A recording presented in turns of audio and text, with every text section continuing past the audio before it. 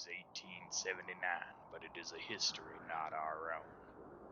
The guns of the Civil War are silent thanks to an uneasy ceasefire between the forces of the North and South. The Great Quake of '68 sundered the California coast, revealing the superfuel called ghost rock.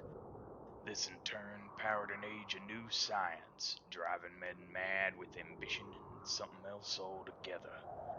The United States is divided into 6 nations in a constant state of conflict. Meanwhile, malevolent and sinister forces work from an unfathomable realm to twist the wills of men to their vile machinations. But one thing remains the same. You live by the gun, you die by the gun.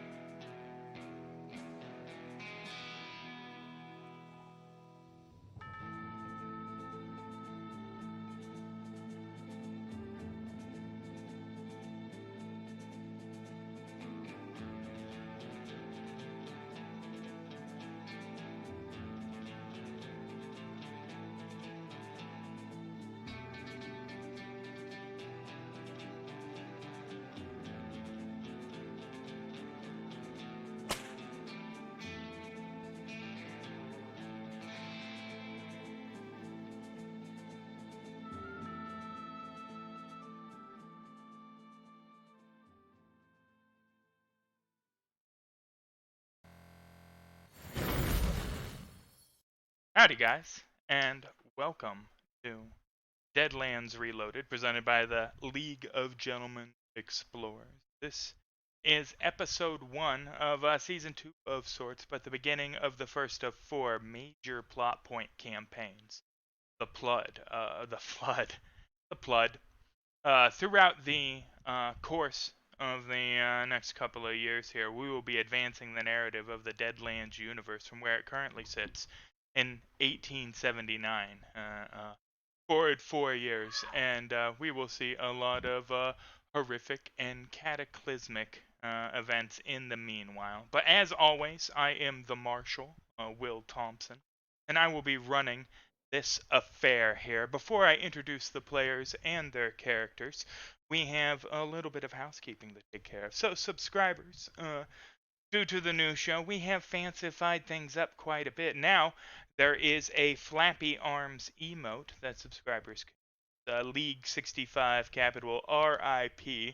We'll get you a little flappy arm guy to do the flappy arm dance in the chat to commemorate, of course, Chet Flappy Arm Atkinson, gone but not forgotten. Dealt a horrible card of fate by the nefarious Joe Doggett, as she dropped him from the side of a train, leaving his wife a widow and his children half-orphaned. It's a horrific thing, a horrific event. But now, remember, League 65 RIP is the code to make Sean feel really bad about Chet Atkinson every time we talk about it. But speaking of Sean and the rest of the party here, let's actually have the characters, well, the players, introduce themselves. All right, so why don't we start with Mike Bowser. Mike Bowser. Like myself?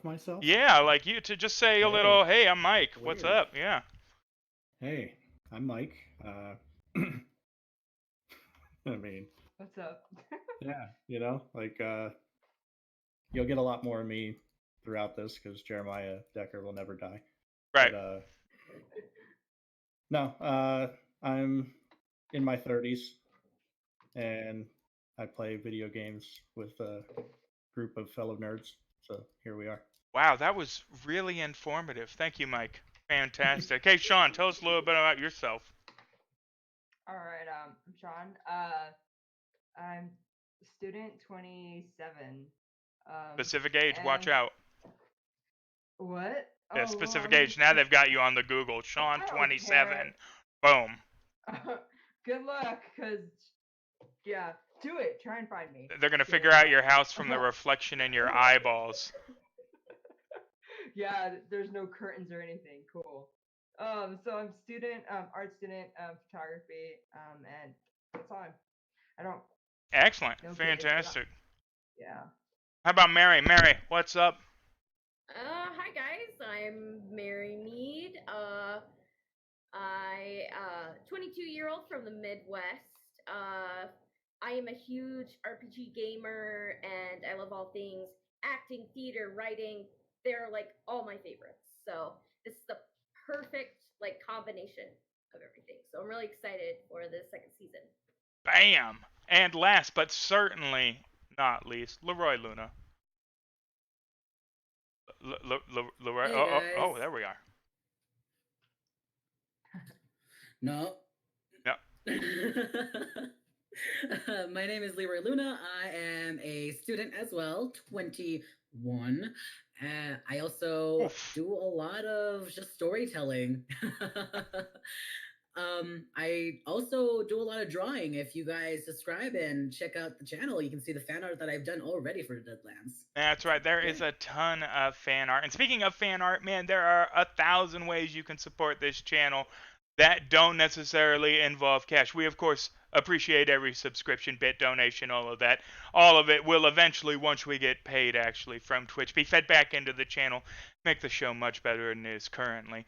But additionally, you can share the channel with your friends. If you're a nerd, you know other nerds, right? You tell nerds about us, you get more nerds watching it. That does it. You can just hit that follow button too. That's super helpful. No cash required. And then, of course, there's Twitch Prime. You know, if you happen to have Prime already, you can always use the Prime, hit the button. You'll get more and better stories from us all of the time. As you can see, if you've been following the channel for a while, things have improved dramatically in the 4 months we have been at it. And just wait until we're at like year 4. I mean, it's going to be ridiculous. But enough relentless self-promotion. None of you are here to talk about, begging for your support. What you're here to see is fantastic Deadlands action, and that's what we're going to get to right now. So, the posse here is now leaving Dodge, Kansas, right? They attended the scientific exposition of one Darius Hellstrom, which won of their number 1 and got recruited to go to the City of Gloom to work on an exclusive Hellstrom's industry contract. Richter von Steele, you are gone, but not forgotten. You know, big ups. Big ups. But moving on, at the end of the exposition, the Hellstrom industry rep was loosely recruiting people that seemed competent to what was that? Oh, resub.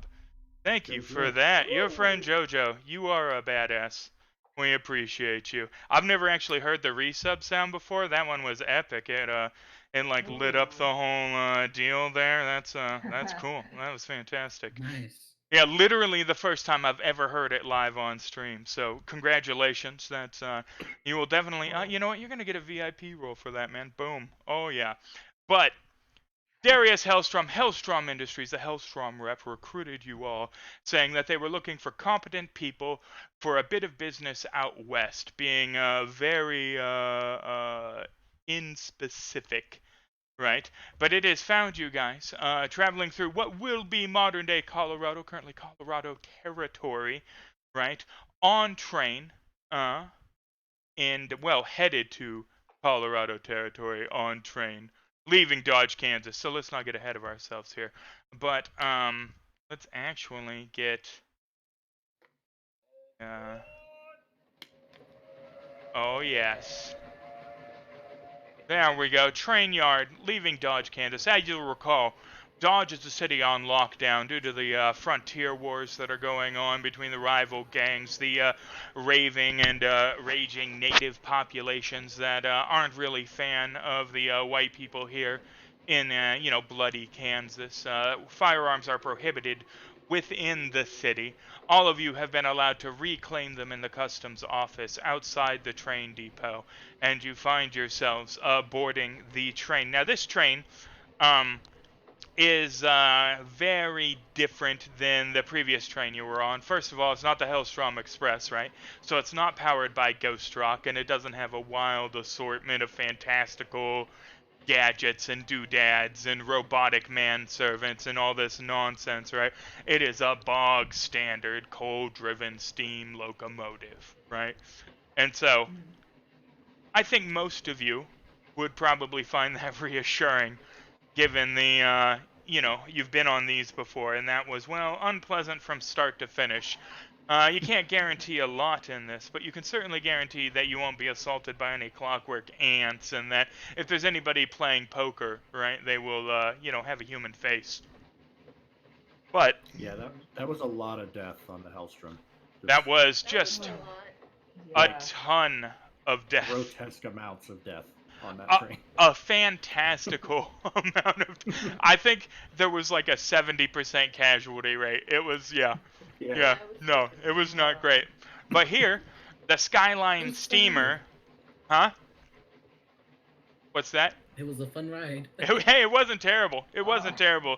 I mean, everybody lived. Well, everybody that mattered lived, at any rate. But, so, moving on, you guys are boarding the Skyline steamer with your full accoutrement, freshly paid, eager to get out of Dodge, Kansas. And further west you go, the more comfortable you all feel, with the exception of perhaps Joe Doggett, who, that's kind of, you're getting real close to Deseret, That's, that being said, though, your appearance has changed quite a bit in the intervening years. I mean, hell, your own father probably wouldn't recognize you if he passed you on the street. But, Joe Doggett, boarding the Skyline steamer, why don't you describe yourself for the audience? Alright. When you first look at Joe, you're not sure what gender they are. They're kind of got kind of short, wears a button down with a nice tight vest that hides her chest, and she's got a little feather in her hat, and kind of very muscular body from spending all that time in the saddle, and you might, if she brushes her hair, there might still be some dust from the trail. So Tomboy through and through. Weathered, you got them calloused hands. You know your way around a saddle. Yeah. Oh, yeah. You give the impression of that quiet competence. Maybe a little more weathered than your years in the face from just the exposure to the elements, right? Yeah. Yep. Fantastic. Steps on the train. I don't. Are you a Spurs gal? I'm not sure. No, she's very she doesn't learn her horse. Right. You know who strikes me as a Spurs person is Jeremiah. Yeah, I'm a Spurs girl for sure. Jeremiah Ulysses Decker. Why don't you describe your Spurs and the remainder of your character? So, starting at the spurs, you got some beat up old cowboy boots. As you climb the impressive frame of this middle-aged man, big bushy beard, and just a 1,000-mile stare. Jeremiah is your quintessential Western gunslinger, kind of. He's an outlaw, but he's trying to change his ways. He does have a bit of a mean streak, and he shoots his way out of things a lot more often than not. Now, if I'm not mistaken, you have a very mean-looking stereotypical scar running from your forehead across the line of your eye down your cheek, right? Like a video game protagonist. 1,000,000%. Yes. Now, put you on the spot here. Why don't you describe for us exactly how it is you came across such a facial accoutrement? Well, Jeremiah, moved to El Paso, Texas, with his family shortly after the Civil War started.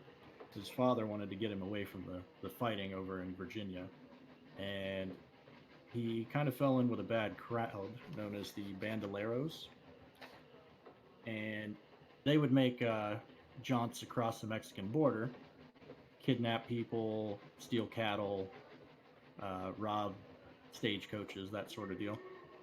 But eventually, they started to steal or kidnap women and children, Yeah. and that was kind of against his own moral code. So he ended up after talking to the leadership of the Bandoleros. One, He ended up Abigail and Teddy Grisham, if I recall. Yeah, and season one viewers might remember Teddy. I left him in a pool of his own excrement outside the train yard. But Well, he got anyway, back up, didn't he? Yeah, yeah. well, I don't know that. You don't know But that, but he definitely did.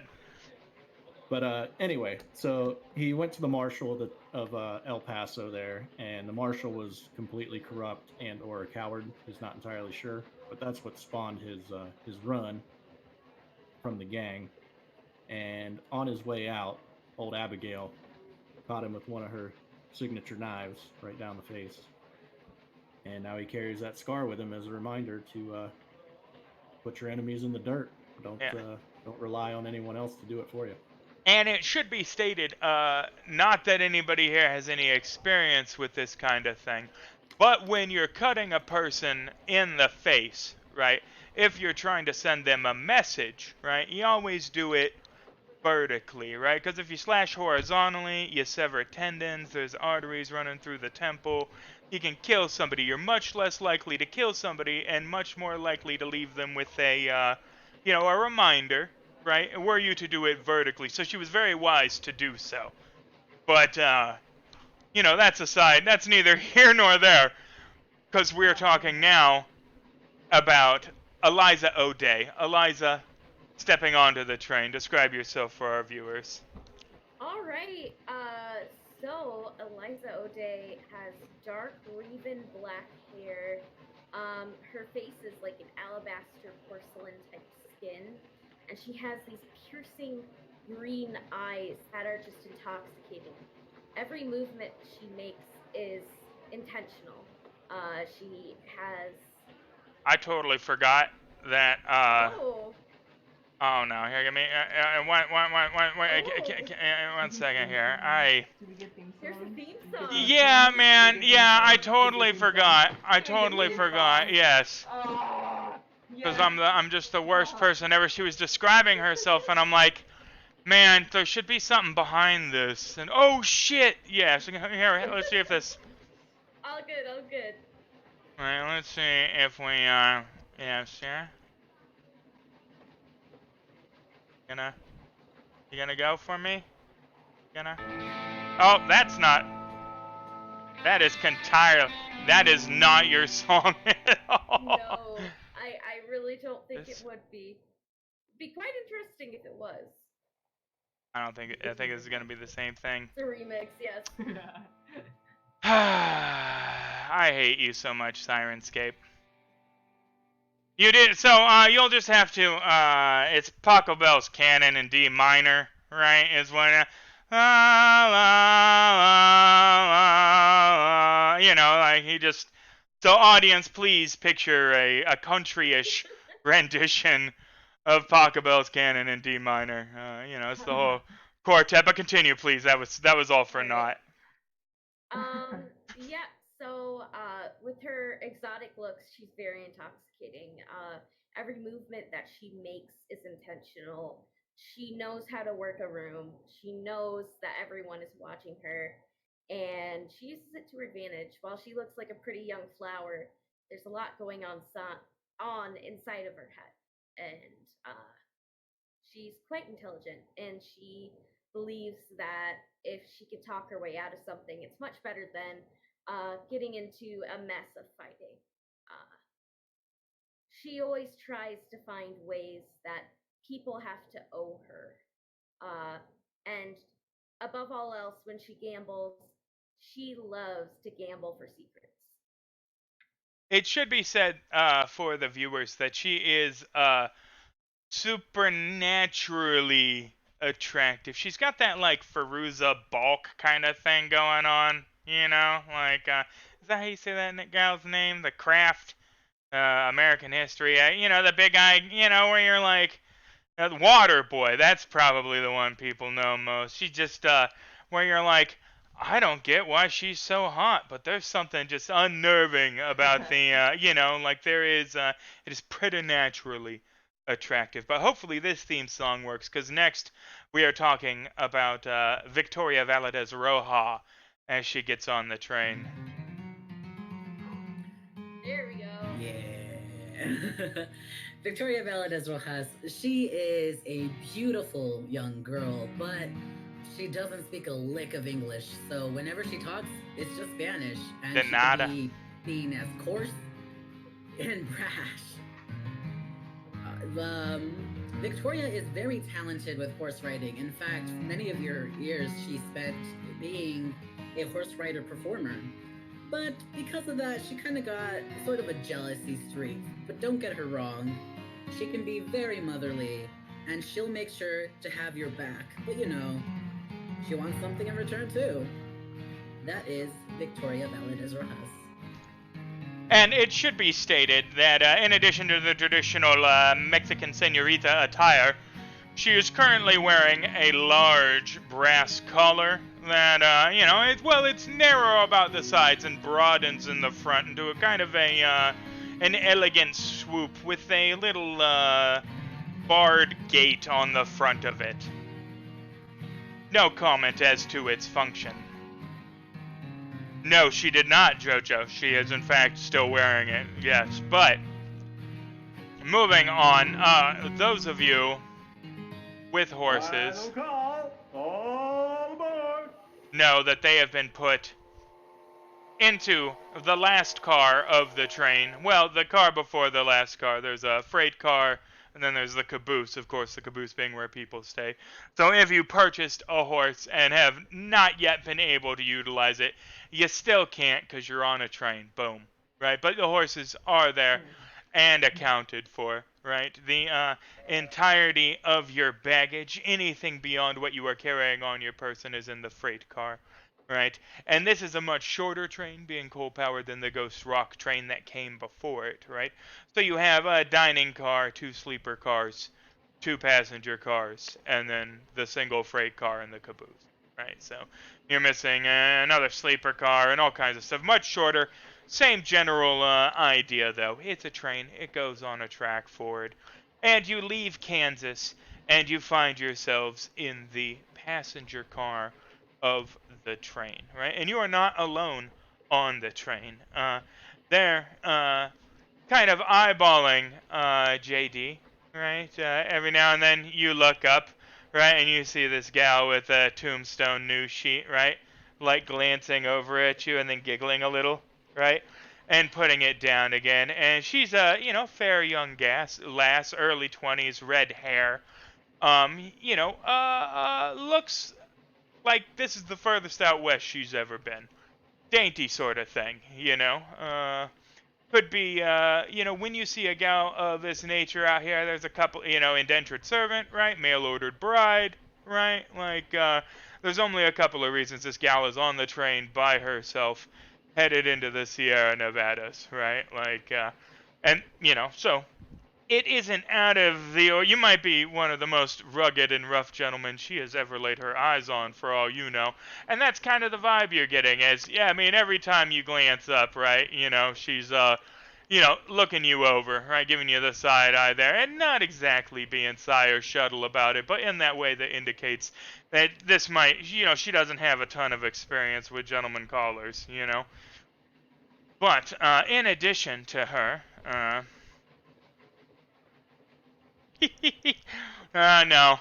she gonna die. Her head's gonna explode. No, moving on. There is another fellow kind of curled up in the corner of the passenger car, and he is wearing a very dirty and bedraggled Confederate uniform. Well, specifically just the jacket, right? He's wearing a normal pair of Western attire pants, but it is a Confederate jacket that indicates that whoever owned it, if it was him in fact, is a private, and he is going out of his way to shrink into the corner there and not make eye contact with anybody. Why don't everybody here give me a notice roll? Hey, First roll. Season. roll 2.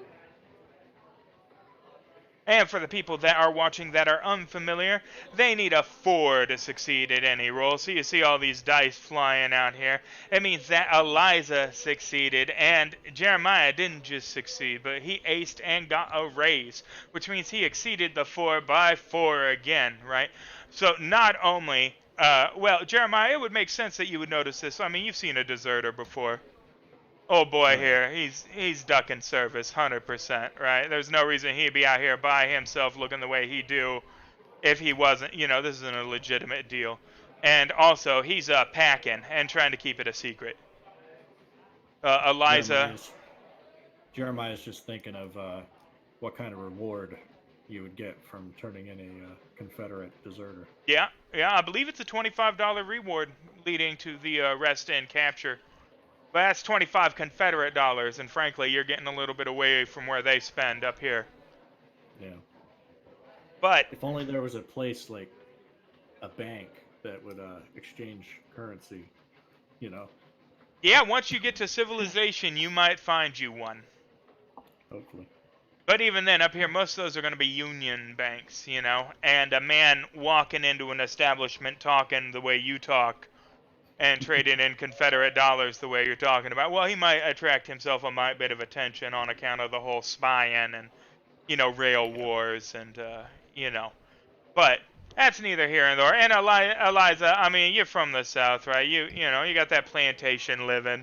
This is not an honorable gentleman. You've seen his ilk before. Right, but moving on from there, Oh, where are these? One second.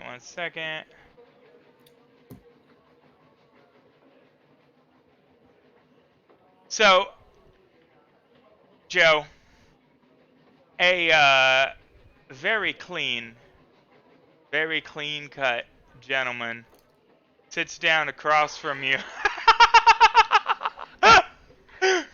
Sits down in the booth across from you, and he says, "Hi there, my name's Jacob Emmett. What's your name?" And reaches out a hand. Joe. Ah, In the deepest voice. Yeah. you muster. Yes. Joe. Wow, that's a firm grip you got there, Joe. That's the strength of the Lord working through you. Many nights on the saddle, boy. So, Joe, have you heard Yep.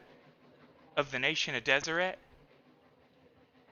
And everybody in the car, right, immediately goes, "Oh," and they kind of, eye contact breaks. People are trying real hard to pretend like that boy's invisible all of a sudden. And he is just glassy-eyed, just...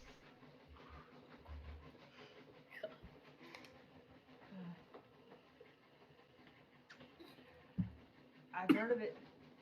So you're aware of the miraculous nature of the Lord's work in the city of Gloom. Yeah. Yeah. It's going to be the center of all civilization soon enough.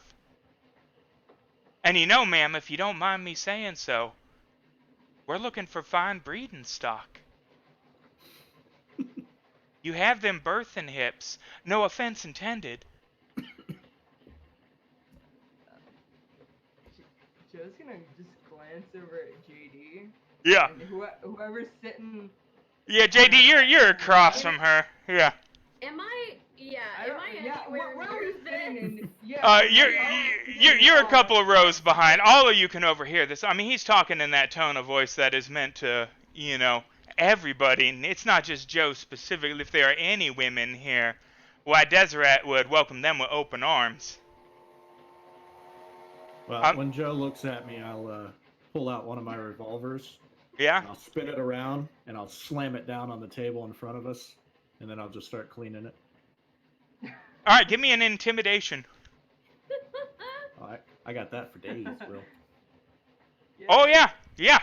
He is right in the middle of childbirth, and whump! It slams on the table, and he is taken aback. I mean, he literally jumps up from his seat and adjusts his vest, and he goes, "Well, that was uncalled for, Mister." How are you? It gets dirty when I kill folk. Take a hat. God, Emmett. get, Emmett. Nice knowing you. Door's that way. God bless you both, he says, and quickly finds the door to the other passenger car. Amen.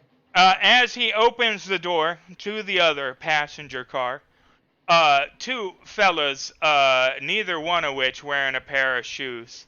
Is wearing a ragged sackcloth shirt and a pair of pants, and the other one's just wearing a pair of overalls, right? With the shotgun slung over his shoulder and a wide straw hat.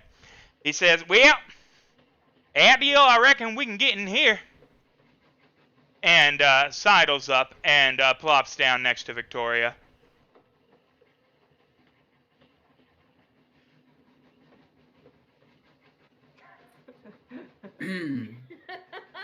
He pulls a large stick of tobacco out, right?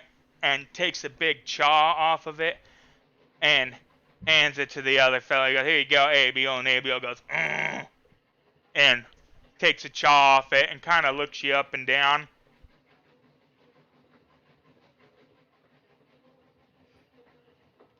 No hablo inglés.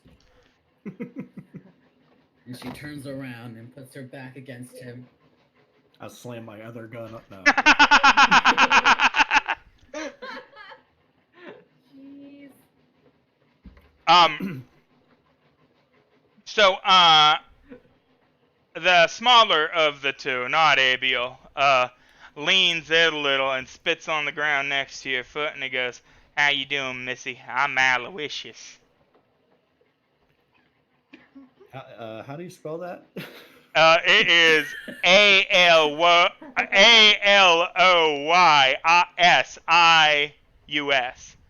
Aloysius. Okay. My name is Aloysius Squat Pump. Not that it's none of your business, need no, never mind. Talking here to little Missy. Oh God, man. can I notice this? Can I know this? Yeah. Alright. That's some fancy Mexican jewelry you're wearing there, Missy, he says, pointing to the collar on your neck. It's got an exotic quality like yourself. Oh God, give it to him and turn it. You know what? Okay. Go ahead and approach. Yeah. And Aloysius, he gets the sense you're approaching and turns around, and at no point does he fixate on your face. You know what I'm saying? He goes straight and is like, "Well, never mind you." And immediately changes his attentions. "And how are you doing today, Missy?" And he smiles and reveals that between the two of them, they've probably got about 8 teeth.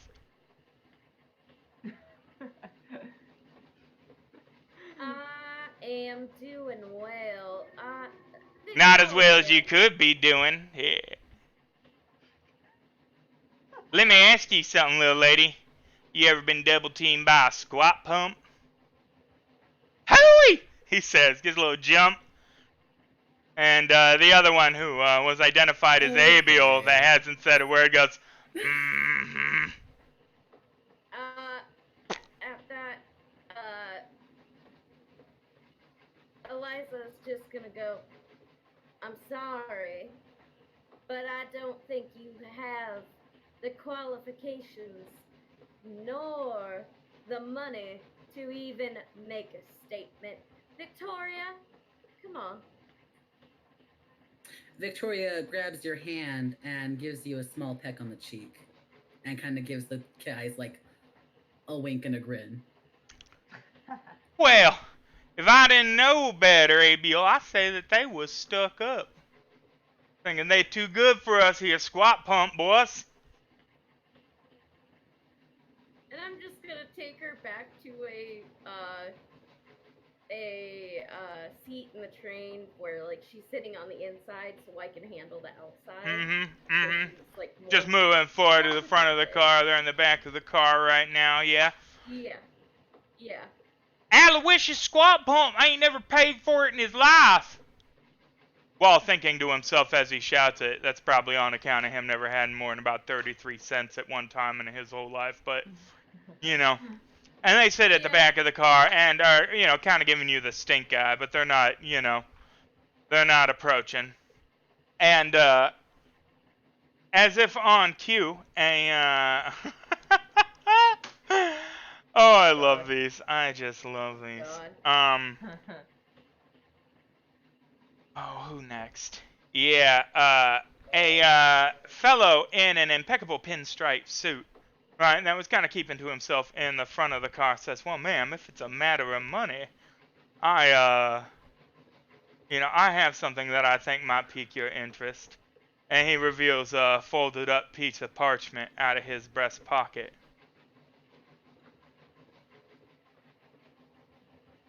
What are you talking about? Well, my dear, an opportunity not just to spend a night with an elegant gentleman such as myself, but also to treat yourself afterwards to riches beyond your imagining. Well, you do strike a hard bargain, but... Why don't you take a seat, miss? Please, please. My name's Gregory. I... Gregory Dawson, and you are? Eliza. Eliza O'Day. Oh, well, Miss O'Day, please, be my guest. I don't bite, please. I'll sit next to it, because, you know, I need cash. So about this here opportunity, I say you and me retire to my sleeper car, and after which I would be willing to part with this treasure map that reveals the location of a sum of valuable Spanish gold worth no less than 1,000 American dollars. I would go after it myself, you see, but my health of late has not been amazing, and, you know, I'm settling down. I'm at the point in my life where I'm settling down, and why, I don't think I would ever get a chance at an evening as exquisite as the one laid out before us, so I would be a fool to take this, one in the hand over the potential of two in the bush. He got into a little patent riddle there. I don't know why, but... Is he bullshitting me? Let's... Oh, boy. What? Yeah, you can definitely make a check. Okay. Give me 1 second. It will be an opposed roll. I want your smarts. Okay. Oh, okay.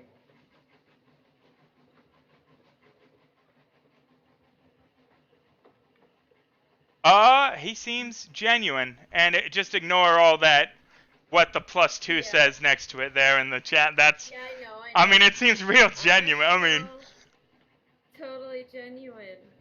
Maybe he's selling real snake oil. He's not selling.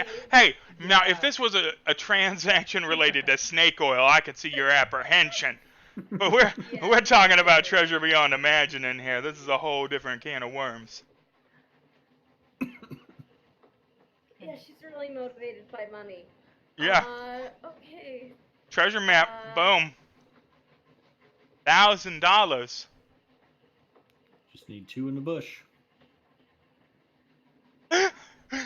Oh, this will not be our next emote. But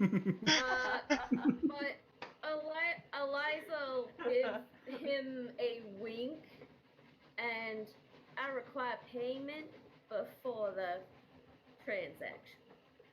Well, indeedly do. And he takes the map and slips it in the front of the low cutness of your dress.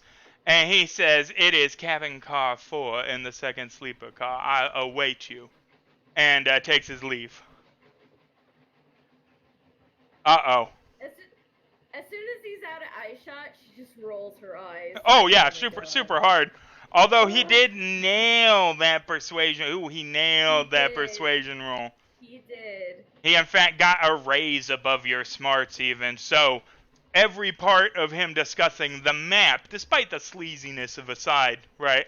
The map seems like it could be a legitimate thing from his presentation. Now, mind you, I mean, is it every 3 weeks somebody's like, "I got a treasure map. Let me play another hand." You know, I mean, it's a pretty established trope at this point. Everybody, I mean, shit, you've probably had a treasure map at some point in your career so far. It's just the way that works. Yeah. And the very second he leaves, 2 8-year-old boys, both tow-headed, come tearing through the car. Just a full tilt, just running and giggling, and a train conductor comes sprinting after them.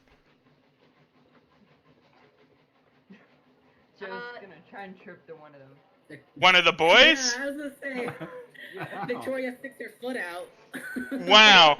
You don't even know the circumstances. You're just like, fuck these kids. All right, yeah, no. Let's get an athletics roll, Joe. Wait, what? And Who's tripping him? athletics if you're tripping them. Sure. Yeah, you snake your foot out, right? And the first one jumps over it, but you catch the second one. He takes a face plant, right? And the conductor snatches him up by the back of his shirt, and he says, "That's enough out of you," lifting him up, and starts to march him back to the other one. The second boy's still sprinting. I'm gonna stand up. Oh, sorry. Go ahead. I was just gonna stand and be like, "Hey, mister, that's my brother," and just. All right, persuasion roll. So you wanted to trip him, and now you feel bad about it. Right, yeah. Yeah. Oh. Yeah. Well, if he's your brother, then you need to get with the rest of your family in the front passenger car because your mother and father are looking for both of these little rapscallions.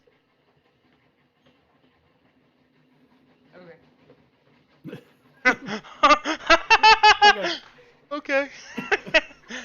Joe, the hardened, withered ranch hand, looks up at the man in this confrontational situation and goes, "Okay. Yeah, no, all right, yeah. She's No, thin-skinned, okay? She's thin-skinned. So, he doesn't fall for it. He takes the other kid away. The other kid is, opening the door between cars, heading back to the first sleeper car. I want to go and find the kid. I want to follow him. You're going to go chase the other kid? Yes.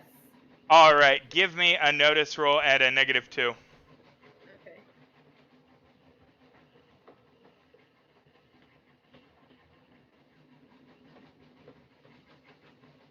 Notice.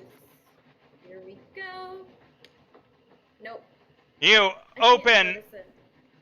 the train car door and begin to proceed around the hallway to the sleeper car when suddenly somebody grabs your bloomers and pulls them down around your ankles, right? And then starts laughing and tears off back into the passenger car in front of you. Oh boy, just pantsed you. Yeah, I mean, you still got the hoop skirt. It's not like you're exposed, but he definitely got your knickers around your ankles, yeah. Might have even snapped one of the straps that holds them up. I mean, it's a very ornate arrangement, corset, all of that. So, yeah. Yeah. No, he just pantsed you and is laughing his ass off, tearing into the front car. You guys see him come running up to the front car again and sprint through. It will take you 1d4 rounds to sort your garment. Okay. 3 rounds to sort your garment, I'm afraid. The straps are all askew. You're gonna have to re-cinch some things while holding your breath. I mean, it was a shitty time to be a woman. Let's just. Yeah, I mean, even though all that happened, Yeah. he kind of gives a very small laugh. Right. He has this incredible look of longing at the kid. Right. Yeah. No, there's something. Like there's just childhood mischief. That's all this is. That's all this is. It doesn't hurt nobody. I mean, he may have gotten a look at your under knickers, right? One of your 7 layers of underwear or whatever, but because again, I can't emphasize this enough. It was a really shitty time to be a woman. Not that historically, you know, I mean, let's not get into that. But there is like a huge like look of sadness behind Right. that look. Right. Yeah, it's like, oh man, a connection to a life that's no more. Mhm. Yeah, I'm feeling it. I'm feeling it. Yeah, and she'll quietly shut the door, get herself resituated, and Mm-hmm. uh, in her way, she needs a distraction, so might as well go to work. So, Right. yep, I'll just get that done. Well, that's the assemblage of people that have made themselves apparent to you in the first few hours of the trip here. And it has continued into the evening now, and there is dining and a card table set up. You know, some folks are, sit back smoking cigars in the thick haze of the car. The gas lamps are going, the bar is up, right, and the conversation has quieted some. Some people are in their sleeper cars. Just a casual evening time. You haven't seen the boys since, but everybody else has made an appearance. Everybody else is drinking, with the exception of, well, I bet you can guess who hasn't had a drink this evening. And has been keeping to himself ever since the revolver incident, because oh no, Victoria, nobody's asking your ID here. If you want to get sauced, by all means. They'll assume you want tequila though, which is racist, but No, Victoria takes this time to just go pray, Right, spend right. a You're day. going on your rituals for the evening then? Yep, just Excellent. gonna reside and do that for now. Excellent. The train is starting to climb up a slope. If you look out the window, right, the moon is starting to come up, right? It's that transition of twilight between afternoon and evening, right? The outside is pretty well lit currently due to the full moon and the reflectivity from the snow, as the ground is now, about a half hour ago it started to get sprinkling, right? And now that you've climbed the elevation, it's a thick carpet over everything. It's clear that you guys are now starting to ascend fully into the mountains. And I am going to need everybody except for Victoria to make me a notice roll at a -4. -4? -4. Would I be indisposed?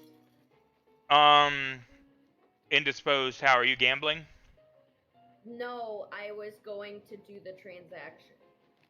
Oh, yeah, no, yeah. If you're going to take care of that, then definitely you can be indisposed doing that. Yeah. A door opens and you see a shadowy silhouette, and then the door closes and scene. Scene. That's all you get. We're not one of So those streams. you didn't really actually have to fix your underwear then, if you were already. That's true. Yeah, you could have been like, all right, come on, half ready. Let's go. It'll only take me 22 minutes to get out of the rest of this now. Yeah, you know. Right. All right. Excellent. So, Liza O'Day, you have received one treasure map. Okay. And you earned it. And That's what's important. and you earned it the hard way with the world's oldest profession. But, moving on, because again, we're not that stream. I mean, we could be. One of you would have to subscribe for it to be that. I mean, we could get real weird. No, we're kidding. We're kidding. Are we, though? I mean, no, we are. So, notice rolls at a -4, and Jeremiah, you aced and aced and aced. So you are, everything. yeah, you are very good at notice. And the thing that you notice as you go around the corner is that the last two cars of the train stop and start rolling backwards as the rest of you continue up the hill. The freight car and the caboose appear to no longer be connected to the train. Well, that's interesting. Mm-hmm. Just is any of our stuff in those two? Everything you are not carrying, and your horses. Yes. Okay. Well, I won't tell anyone. There's nothing we can do. Okay. Yeah. No. The train continues on for about 4 or 5 minutes, headed up a steady grade, when suddenly there's wow, that came from in front of the train, right? And well, the music stops and the brakes hit, and there is a horrific cacophony of noise. It sounds as though well, the whole mountain just gave way there. And there is the shredding of metal and a bunch of train wreck sounds that, despite my best effort, I just could not. I mean, have you ever tried to make, all right, train trestle collapses due to explosion and engine car and coal car go over the ravine, leaving rest of train?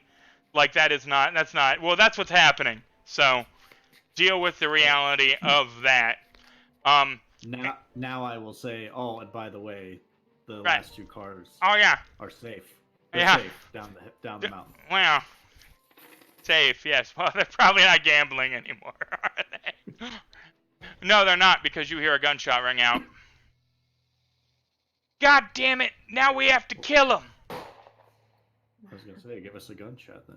I'm getting dressed. All right, Yeah. both guns are out.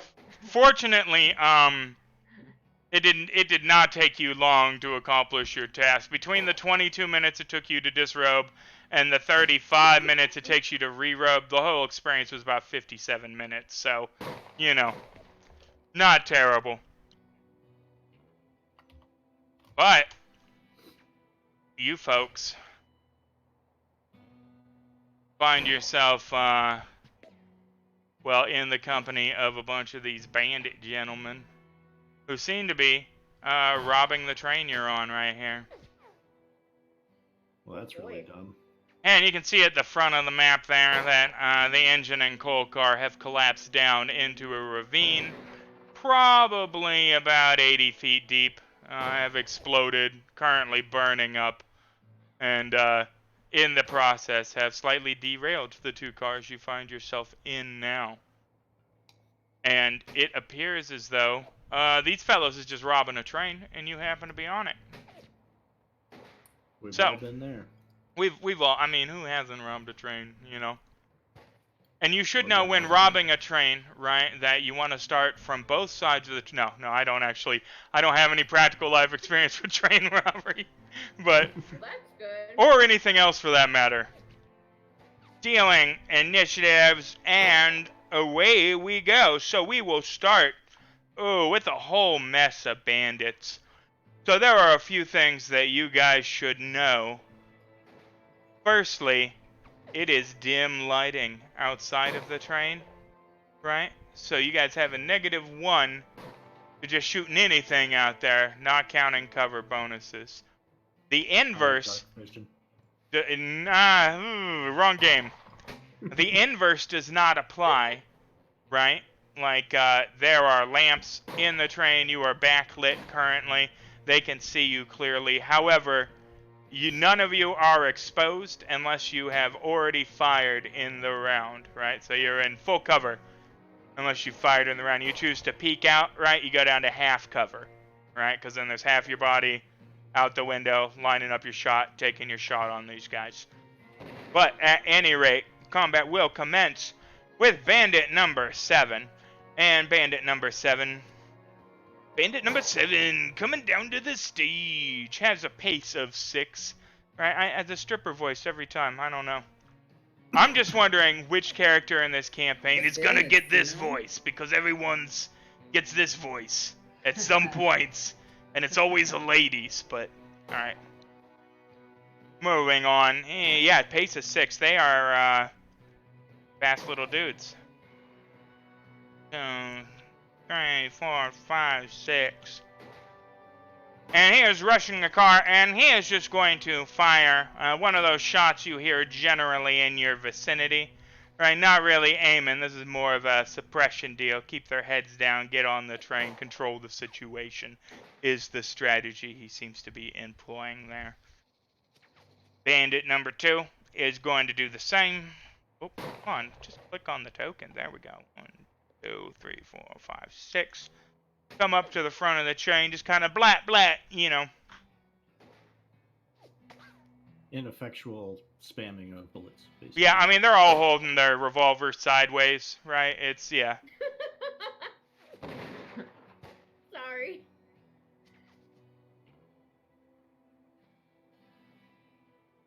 Alright, bandit number 5. Oh, come There's on. a lot of where? these dudes. Yeah. Yeah. Yeah, no, it's I a hope full... you guys are ready to kill. It's a full party of dudes. And this one here, he is going to stay right there, and he is going to aim.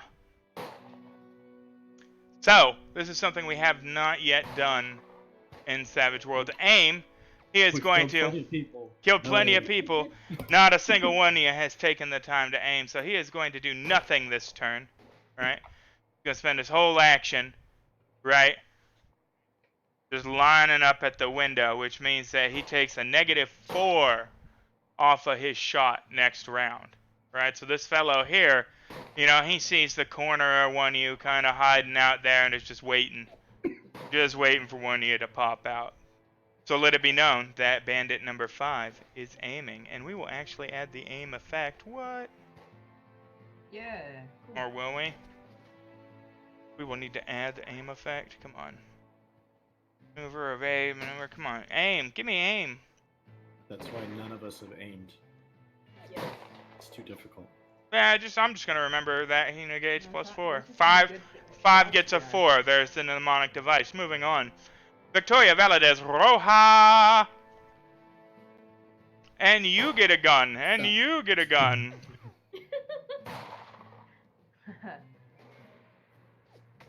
All right, at this point, so they're not exactly attacking us, right? Squat Pump is Danny DeVito's porn name. You just saw that? Yeah, I just saw that. Well, I mean, if the second they see one of you with a weapon, they're going to attack. They're trying to rob the train right now. None of you have fired at them, so I think they're going to get into position. They're going to open both the doors, and they're going to give that "ladies and gentlemen" speech, you know, where they, you know, wander down the aisle and purloin jewels and whatnot while everybody stands there terrified. That's how these normally play out. I mean, oh god, I'm looking at the combat tracker right now. There's a lot I of don't know them. if you guys just want to surprise them, yeah. Just block the doors, and then if they come in, just shoot them, or just... Or just shoot them now. I Guys, mean, help. that's an option. We're in cover. We should probably... Now, here's the thing, Victoria, are you saying this to them in English? No, she's just... Right now, this is out of character. Oh, yeah. But... in character... she's just frantically saying, ¿Qué hago? ¿Los disparo? Bang bang? To pretty much everyone next to her. Now, are you going to take your turn to aim?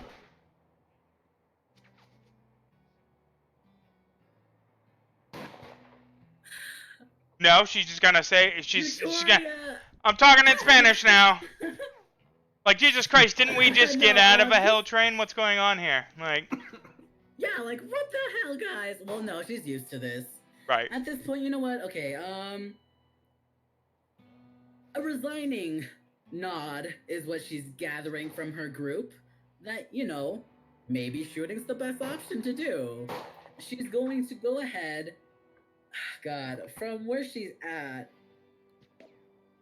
She's afraid that the guy who's aiming is gonna get a shot at her. Well, that won't be until his next action when it happens. He's not holding his turn and aiming. She's gonna shoot at the guy. She's gonna shoot at the guy that's aiming. Pulling out her Winchester. And drawing down on the fellow on top of the rock, who is bandit number 5. So you will recall that we are looking for your shooting die, but you can go to the combat tab of your character sheet and grab that Winchester lever action rifle and drag that 6 -1 on top of him. Yeah.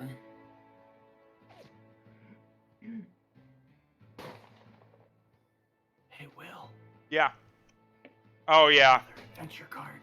Ugh. Now I'm taking your other adventure card. That's what you Okay, I get did for it being before. reasonable. I didn't Oh, know I didn't do it. shooting -1. So draw that over him. Well, that's a miss anyway, right? Blam. Do you have a strength penalty for that? Big old gun. Yep. Tiny little girl.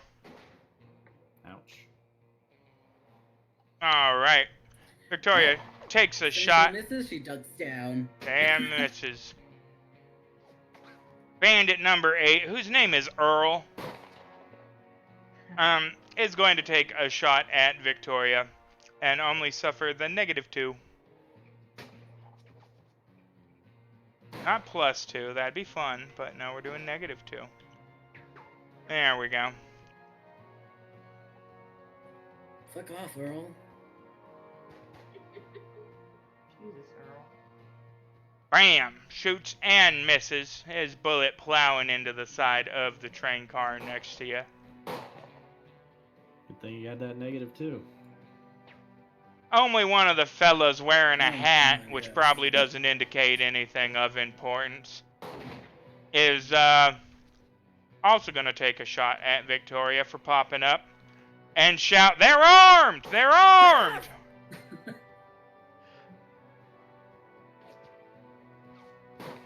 And he misses broadly. It goes nowhere near you. Plugs the window above Eliza. Joe, you're up.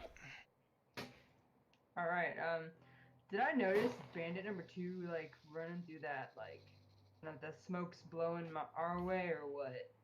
You give me a notice roll. Alright. I can do that. Add a -1 because of the lighting conditions. Aww. Aww. You did not. Chaos of the moment, that train exploded. We all sitting here half dangling off a cliff, just, By the way, a totally unrelated note, all these maps and every map we use are available to subscribers of the show. Ooh. Join the Discord for more details. Alright, Joe, plug this son, bitch. Alright, I'm gonna assume she at least noticed that the guy with the hat yelling that, so she's gonna... Yep. If I aim at that guy, what would, I'd have to spin around. You'd have to spend this whole turn, and then you get you get a +3 to shoot him at that point, because you only got a -1 right now. Well, from your angle against that fella, you'd have a +1 to shoot him, because he's in a half cover behind that rock from you. But what if he moves the next round too? Do I shoot him when he actually moves, or like? If he moves it, I've read aim a few times now, and I'm not sure it says anything about declaring a target. You were just taking the time to steady your breath, get in the zone, Oh. Blow, Okay. So no, I don't think it's against a declared target. I'll look it up for next week, but I'm about 80% Okay. certain it's just you spend the turn to get a +4 to your next shooting roll. Okay. But then she's gonna aim for just watching aiming for Philip. Then she's gonna spin the round aiming. Aiming for unnamed gentleman in a hat, metagaming Philip. Alright, excellent. Aiming established. Bandit number 3 also going to shoot at Victoria. Doesn't seem like they're much use to people trying to plug them during these things. These are, candy runs, right?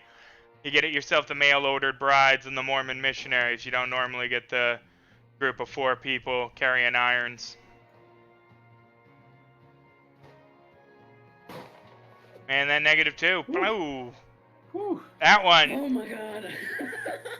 That one would have got you had it not been Bam, for the bam, metal bam, plate. bam. Yeah, right. Jeez Louise. Done goofed. Jeremiah. Oh my. Oh, look at that. He's already got a target in mind. So, -1 to start. I'm actually going to take a -3 and shoot 4 times.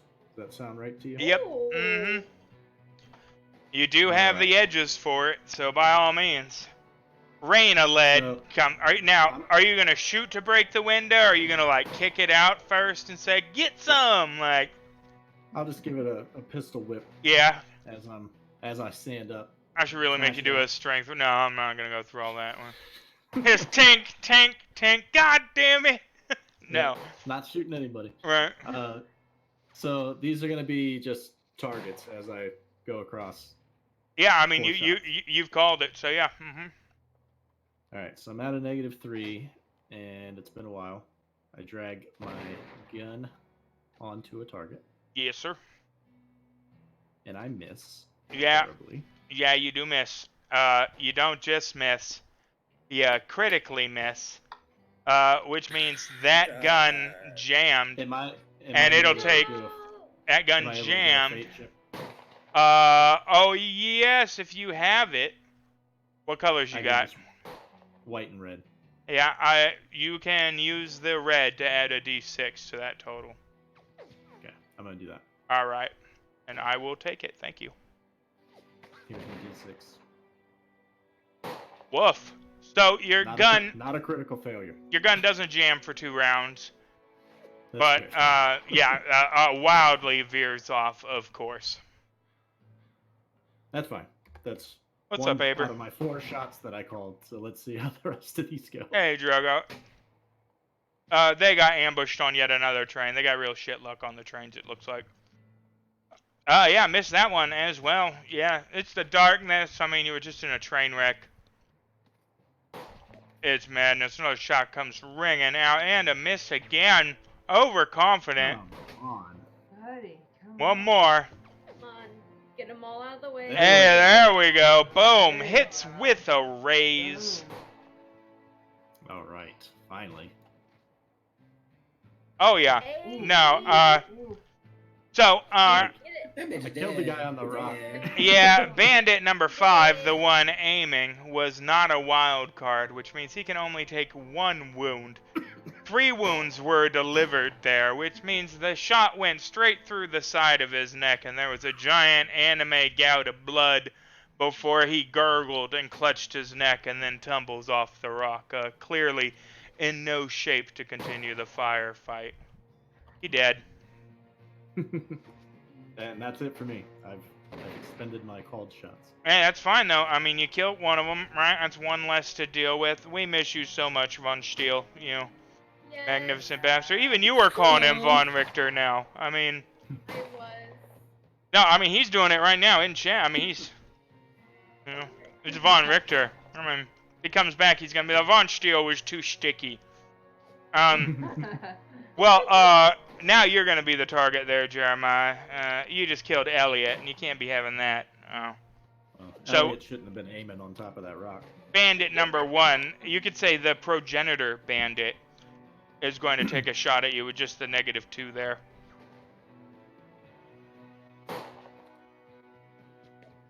Ooh! Man, and he plugged you. It's all right. Probably, it's Gotta just hit a, my toughness. Never mind. it's just a flesh wound. Yeah, that ain't nothing. You just shaking on that. Yeah. You know what it did? And passed right through the chest pocket of your duster and destroyed a pack of cigarettes is what it did there. Oh, now I'm pissed. Yeah, he owes you a dime. Like, Yeah. that is ridiculous. But you I'm are gonna look at shaking. everyone in the car and say, "That one's mine." Right? Oh yeah, let me get you the second adventure card while we're... Victoria gives you a thumbs up. Yes. Alright. Got it, bud. Usted lo tiene. Get it. Bandit number 6. If I may, Will, Well, yeah. I would like to play that adventure card you just gave me. Oh no. Okay. Yeah, let's see it. I fucking hate these things. I spent $15 on these. This is the best card I've seen But so your far. players They did love not. it. It's the best card you've seen so Come far. on, well. I mean, I don't know. Mine's Oh, one of the man. best. What is it? Ready? Adrenaline Surge. You're here. Oh, fuck you. Alright. It's Yeah. a good one. That one. So go ahead and play it. He gets an automatic immediate second turn.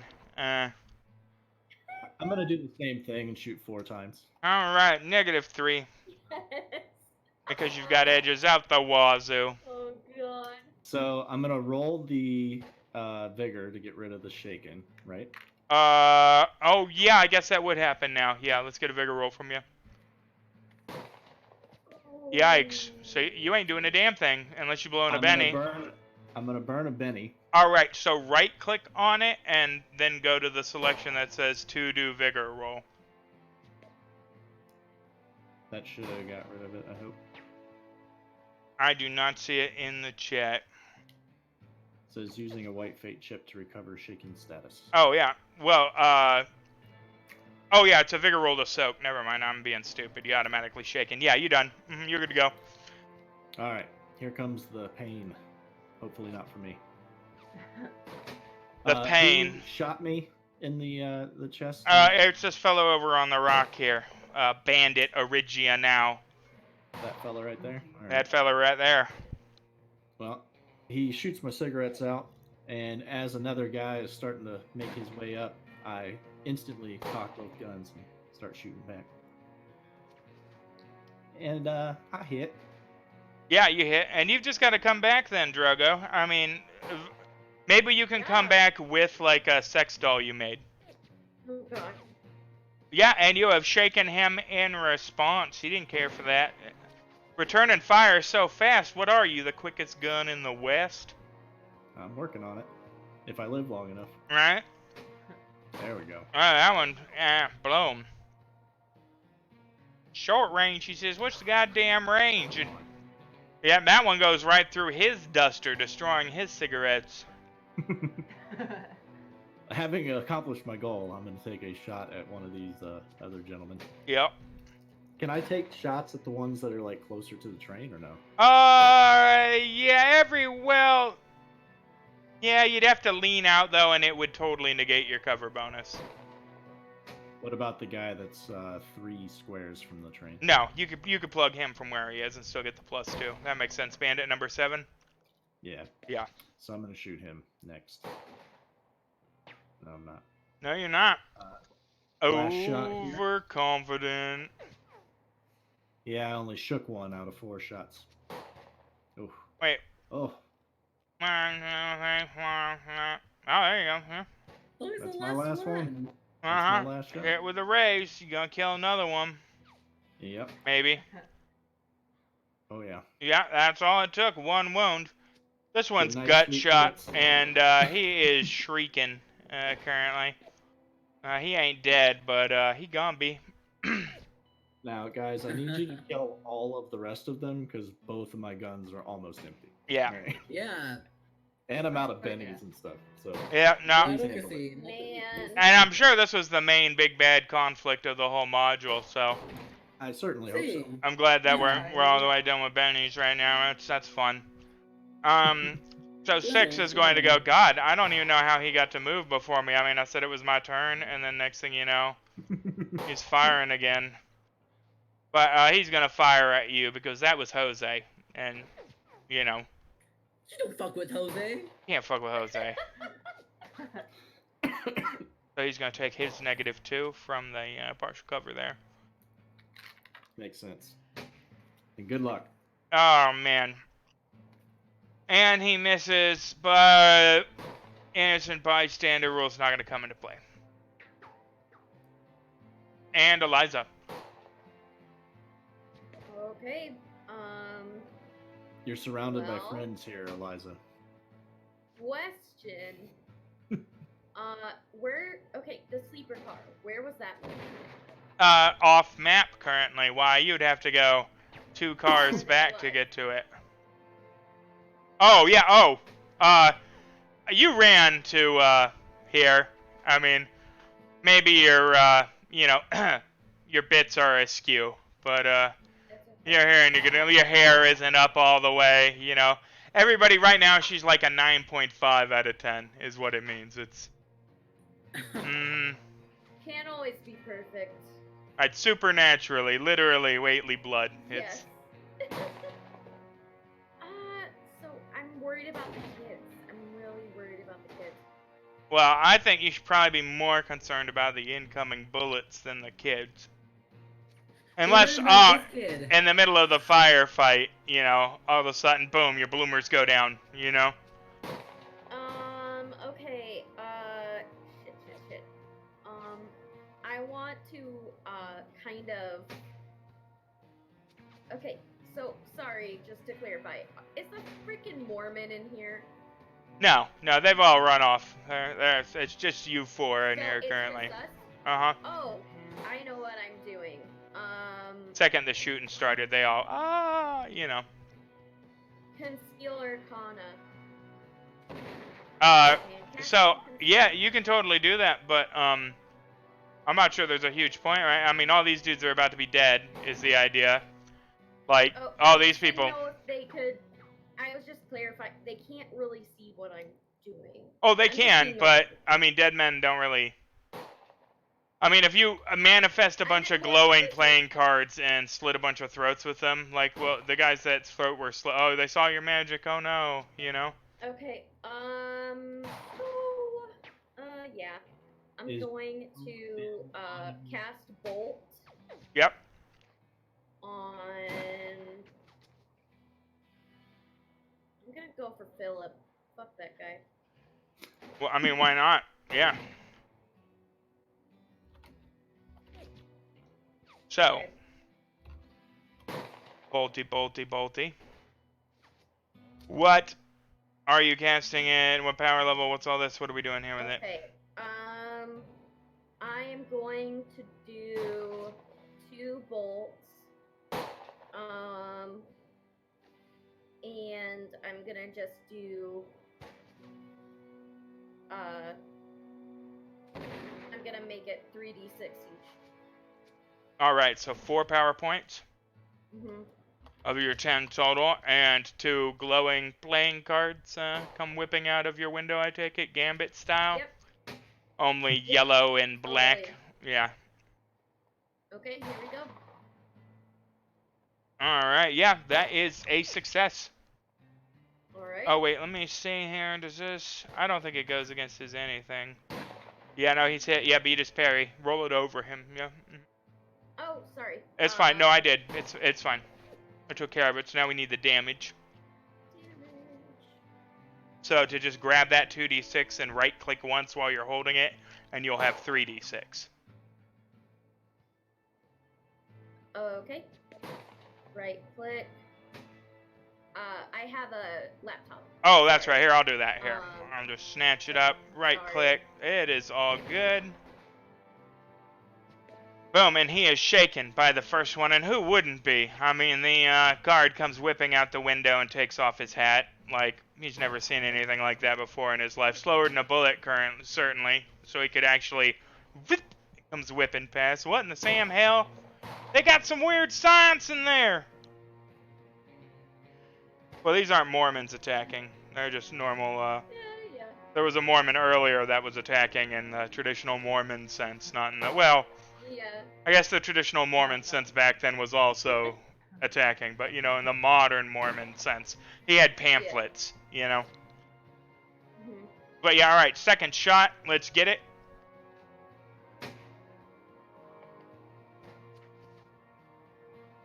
Oh, sorry. Do I have to... Bolt again, make a yeah. casting roll? Yep. Okay, gotcha.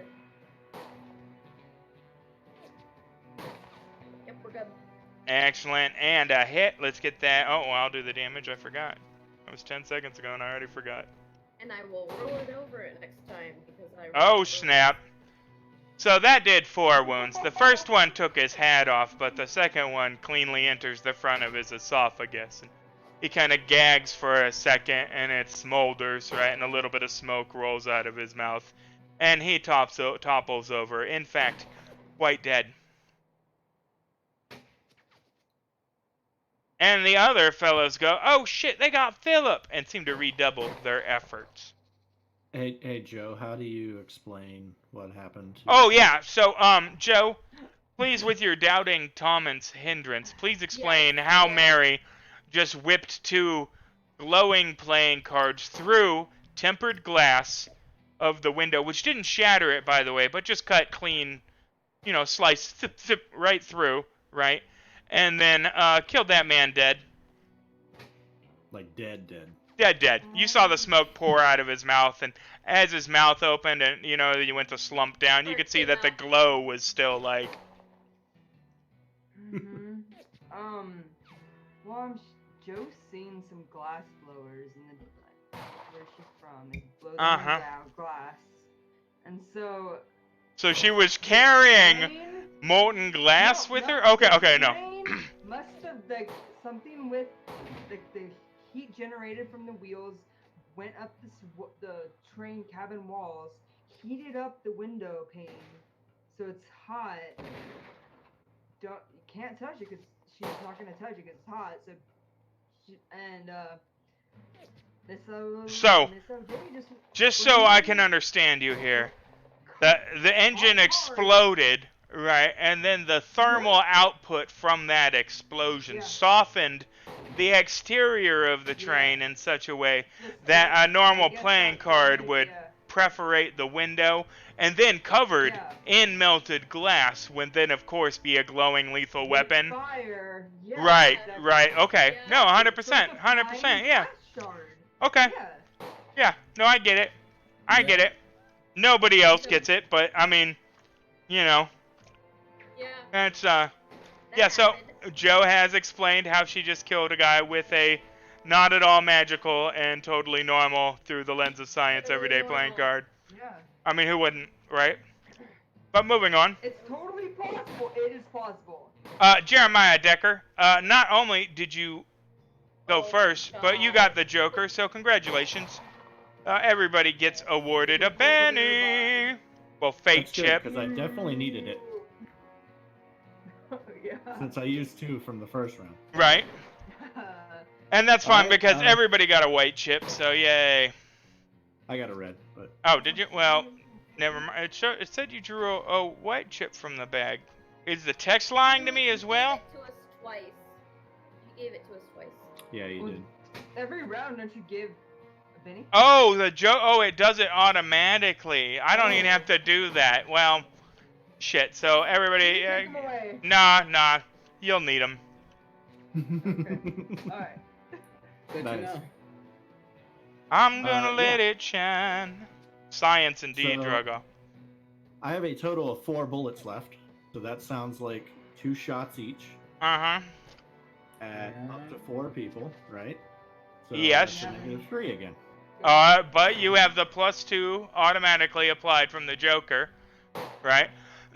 So so it'll still be the -3, and then it'll give you the +2, so you'll only be at a -1 for each of these 4 shots, which is ludicrous, considering you are a level 2 character, and that was built 100% with accordance of the rules. We didn't homebrew anything.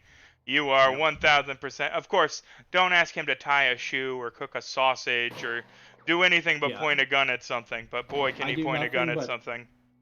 I do nothing but shoot and pick locks. That's kind of my deal. Mm-hmm. But I'm going to start shooting some bandits. Hell yeah, you are. Let's go with that one. Excellent. And you hit bandit number 3 first off. Blow. That's what I like to see. And guess what? Bandit number 3 took a wound right through the midsection.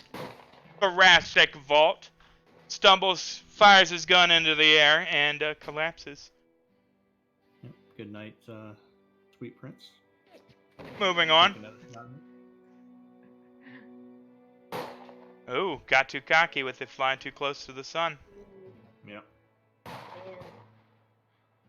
But I got 2 more, so it's okay. Nope, not on that one. Yeah, you got 1 more. Too close. So here's the sun. Here's you. Just one look, come on. Yeah. The last one's been doing it for you, so. There we go. Boom. Joker bonus coming. Clutch shaking the last Ooh, one. Yeah. Yeah, not quite enough there, and I am out of bullets. So here we go. That's it for me. Right. All right, excellent. Oh, Bandit remains shaken, and he's gonna go. If only I was a wild card. Wah. Eliza. Hey, guess that shaken guy is gonna get a bolt to the face. My God, bolts just flinging out. But It's a good thing this is the only thing we're gonna need to spend power points on. This is Yeah. Yeah. Yeah, totally. I'll be fine. Okay. So yeah, I'm gonna do a bolt. I'm not upping the damage. just one standard. I'm gonna do 2. 2? Alright, 2 power points. Okay. Ooh, but you'll be able to drag your own damage this time. Ooh la la. I know.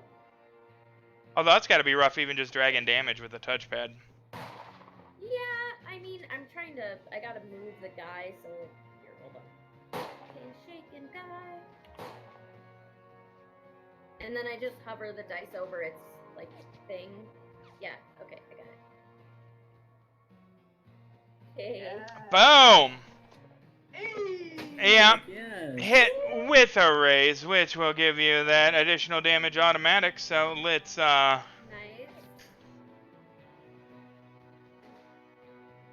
yikes. Oh. Yikes. Ooh, Uh, Ooh. Yeah, this one, makes an X in the window now. One card went through this way, this one's going through this way. Right, and again, I mean, tags dude on top of the rock. What's interesting, though, is that this one goes through him, right? Spins around, comes back, goes through him, spins around, and comes back through him a third time before it loses enough velocity, Yes. and he tumbles over dead.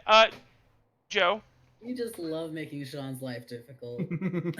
Hey, I'm working on my improv. It's an RP hindrance. I mean, you took the hindrance for the points, No. you know? I asked for this. Mm-hmm. I asked for this. Well, I mean, it is blustery and snowy out. I mean, this is just the I'm like, breeze, you know, right? I Yeah. was gonna say, I'm like, there's a breeze. There's Mm-hmm. a breeze. Right? Yeah. Definitely the 250 mile an hour gale force winds required to punch a Yeah, playing you card know through a what? human being. You're Yes. right. Maybe, yeah. Mm-hmm. It's the way the canyon Right. makes the wind twirl Yeah. around. The You wind- saw yeah, you exactly, saw a the wind- Nickelodeon on hurricanes once, and they done had a piece of straw that worked its way all the way through a wagon. You know, Mhm. something like that for sure. Yeah, totally. And that's definitely what has transpired. Yeah. Victoria, these boys, you can see a whole change in their demeanor at this point. Guns are being dropped, backs are starting to be turned, you know. it doesn't seem like any of these boys came here for a death wish, you know. They came here for an easy, nice, laid-back, traditional train robbery. In fact, give me a common knowledge roll. Okay. Jeremiah, give me it with a +2. Well, we'll just +2 you. Well, Yeah, you don't that's need it a anyway, 1 for Jesus. mine. Damn. Yeah, I think I did all right. Yeah. Yep. So, You smart motherfucker. Jeremiah, when you saw the 2 trains cars in the back disconnect, it's clear that the brakeman saw it too, because the train began to slow as it climbed the hill, right? Like that wasn't an intentional deal. You've robbed enough trains to know that if you're detonating a bridge, you want to do it while the train's on top of it, right? Because then it does all the killing for you, right? They just fall down there, and then you just wander through there and go, thank you, thank you, thank you. No chance of anything like this happening. So it seems to me, or to you, that these guys probably assumed that the train was going to take its, climbing the hill speed. Detonated it with that in mind. When it hit the brakes, it only caught the front 2 cars. So this whole fucking thing was botched, From the word go, this was an amateur hour rookie-ass train robbery, and now these guys are going to flee as a result. But Victoria, are you going to shoot them? We should definitely shoot all of them. Just out of character. Yeah. I mean, Yeah, out of character, I agree. Out of Victoria I mean, sees in that they're- character. They now have knowledge about Eliza that we don't want to Yeah, let out. we have to kill them. That is true. They are not so skeptical, for sure.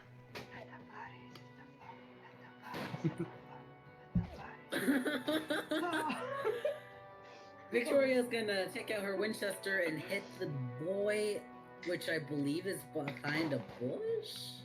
Yep. No, Bandit number 6. Bush boy. Yeah. Bush boy. Yeah. Boy. His name is actually Billy Bush. No relation. He likes them bushes. Oh boy, your dice are really hard to read at that lime green color. I couldn't see a goddamn thing until, but that's fine there because you missed. Wow. Black. It's time to change colors, guys. Now you could always spend a penny, Make it black. drop a fate chip. You know, you got a red one, you Nope. can add a d6. You got a white one, you can re-roll. Are you just sitting on them? That probably makes sense. Bandit number 4 says, "Fuck this! They got Philip." Yeet. They done got feel. And is going to yeet, as the kids say, himself over there. Yeet his way away. Joe Dog, it's pretty clear they are falling back now. Yeah, well, she's seen Eliza just like whipping cards out of multi-glass and like JD just like down like 50 people with his guns, and she's gonna be like, I want in on this action. So she's gonna. Are you gonna try and like use your pistol to or your rifle to like poke at the what you assume to be molten glass right now? Yeah. Yeah. It's hard. It's solid. Ting ting, and you are closer to the explosion than she is. Alright. She's just trying for the. She's gonna break it with her butt. Yeah. You got the shot. You were like, all right, well, I'll just stick the gun through. Yeah, I know. Doesn't work. Yep. Mm-mm. You were aiming though, Gonna right? bust- Yeah, she was aiming. Yeah, You get a +4, so any shot you take, as long as you take one shot, will be at a +3 right now. No, I'm taking probably. Because we got the -1 from the dim lighting, so you're at +3. You could take 2 shots if you want, at a +2. Although I think aim only allows you to take 1 shot with the bonus. Now that I think on it, Okay. unless you have like a rate of fire 3 weapon, but then you get the rate of fire negatives in it. Anyhow, yeah, go ahead. No, I don't have that. Yeah, I'm like, did Bush Boy? Is he actually like out of the bushes, or can I? See Oh yeah, him I mean he's there? trying to leave. You would get him at a full +4. Okay. Yeah, since. Well, +3 because it's dim. Sorry. Yeah. All right. Well, she's gonna plug Bandit 8 with these, and I get a +3. +3. Mm-hmm.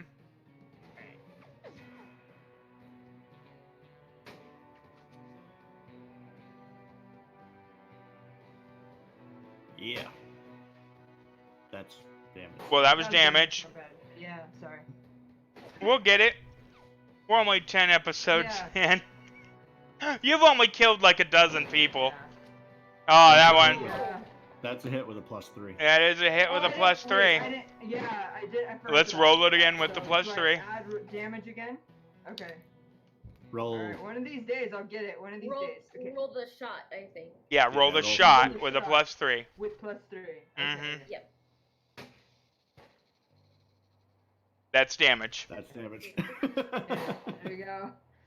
Well, we need the shot. You need to shoot him. He wants you to With the do +3. target with a Yeah. +3.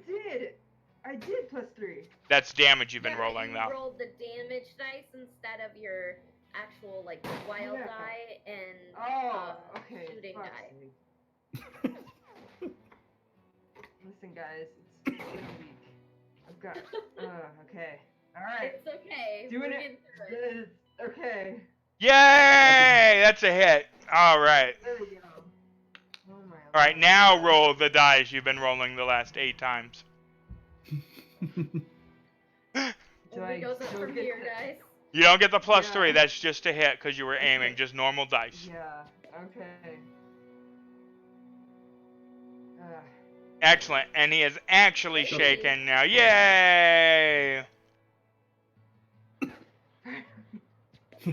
All right. It was the glass. It threw me off. So It I'm was, just like, yeah. All right, and he is no longer shaken. And is, oh man, he would love to shoot back at you, but he is thinking about his girl back home. His sister Beth. That's right, I went there. They're creepy. Not as creepy as the squat pumps, but... And... yeah. They are definitely full on fleeing. As much as they can. Ooh, which is looking good. So, if these dudes manage to flee, it's not the end of the world. These boys are gonna go, and the lady on the train had magic cards, I swear. That's how she killed Philip. And they're gonna go, yeah, okay. Sure, Earl. Next round. Oh, yep. They's gonna make it, it looks like. Bandit number 8 manages to get on a horse that was in the bush. And adios. All right, Jeremiah. well, question for you. Yep. No. Automatically. No. So, reading the description of my speed loader, Yep. I can reload a single weapon without taking a negative on any action. Yep. The question, though, is Nope. if I fan the hammer, Nope. can I shoot 2 Nope. bullets at each one of the 3 remaining guys? No. Because you can only fan the hammer, firstly, with 1 gun. If you've got 4 bullets left, right, that's 2 in each gun, right? So you can't I have no fan, bullets. fan. I have no bullets left. Here's what I'm thinking, right? Wait, I so have you're a speed completely... loader So you're on a I'm completely speed out. load, with and a speed then loader, which fan the gives me- hammer. Right. No. Fan the hammer of the No. single gun that I then No. have in my... No. And maybe in the rules, but I'm just going to declare no right now, because this is a slippery slope. Alright, so I'm going to Fan the use hammer is a speed full loader. action. It takes everything the whole turn, regardless. No movement, no nothing.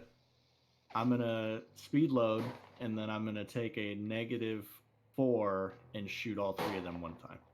Sure. Is that good? Yeah. Okay. So my gun is reloaded. Mm-hmm. -4 to try to kill all but that one guy that got away. Good luck. Man, do it. Alright. Murder these, like, teenagers that got caught up in the wrong element and, like, died on their first. Jesus Lord, Mother of God. Yep. Victoria isn't losing sleep. Right There's now, one. bandit number 2 is plugged. Yep, clean through. He falls over. Looks like you got him in the spine and his legs don't work anymore. He's crawling through the snow on his forearms. Nice. Well, here goes number 2. What the shit? Oh, trait roll was a natural one. Yay, he survives. Bullshit roll. No. Last one. To go joining Flapping Yarn's son and the new gang of people that just hate you guys. That's a hit. And some damage. Get him. Yeah, no, he drops as well. Looks like you got this one in the thigh, and it's going to take him a minute, but he's going to go silent. So, bandit number 6 is next in line. Yeah, he's getting away. Yeah, he's getting away. That's it for me. I'm sorry. But that means Not that far. that you guys have successfully defeated the totally competent and totally hardcore serious bandit train robbery. And we are going to take a 5-minute break because that's what we do in the middle of these streams. Remember to smash that follow and subscribe, ha! But no, share the show with your friends. I mean, the more people we can get watching, the better this will be for everybody. So please, if you enjoy what you see, share it on social media. Follow us on Twitter. Join the Discord. We got a bunch of normal people that are mostly less than insane, mostly. And we would love to have you, especially if you're a subscriber. You get a special role, backstage access, access to all the maps, limited emotes, the whole spiel. And that's only going to grow as I figure out what those things are supposed to be. But we will be right back. Thank you for watching.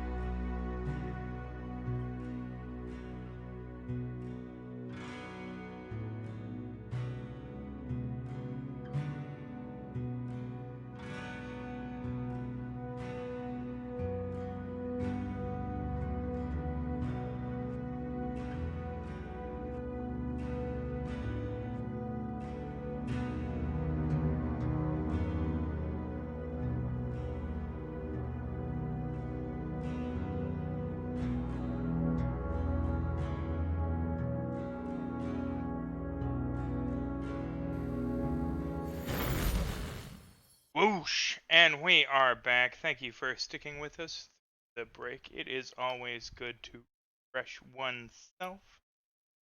Here for the second half. Let's get going. So, the party members have just survived a calamitous train. Oh, there she is. Excellent. Calamitous train accident. Well, intentional, right? They demoed the bridge in front of the train, and now you guys find yourself on the wintry slopes of a mountain. Sans your luggage, right, and horses, and sans. I mean, this train ain't going nowhere. I mean, it's gonna take a month to rebuild this bridge. So this train is literally going nowhere. I mean, they're gonna have to send a line from the other side of the mountain. It's gonna have to come through. So, in the very least, to say, it is well, safe to say that you guys are out in der snow. We're in Kansas still, right? No, you are in Colorado territory, I am afraid. You spent a couple of Okay. days on this train ride, and it is. Not as bad. Uh, We're not in bloody Kansas. you're not. You can't anymore. You are not in Kansas anymore, but it is currently 20 degrees, and going to drop even further as the evening thickens. Yeah, that's what we'll do. Thickens, see? Good thing we have this train that's on fire to keep us warm.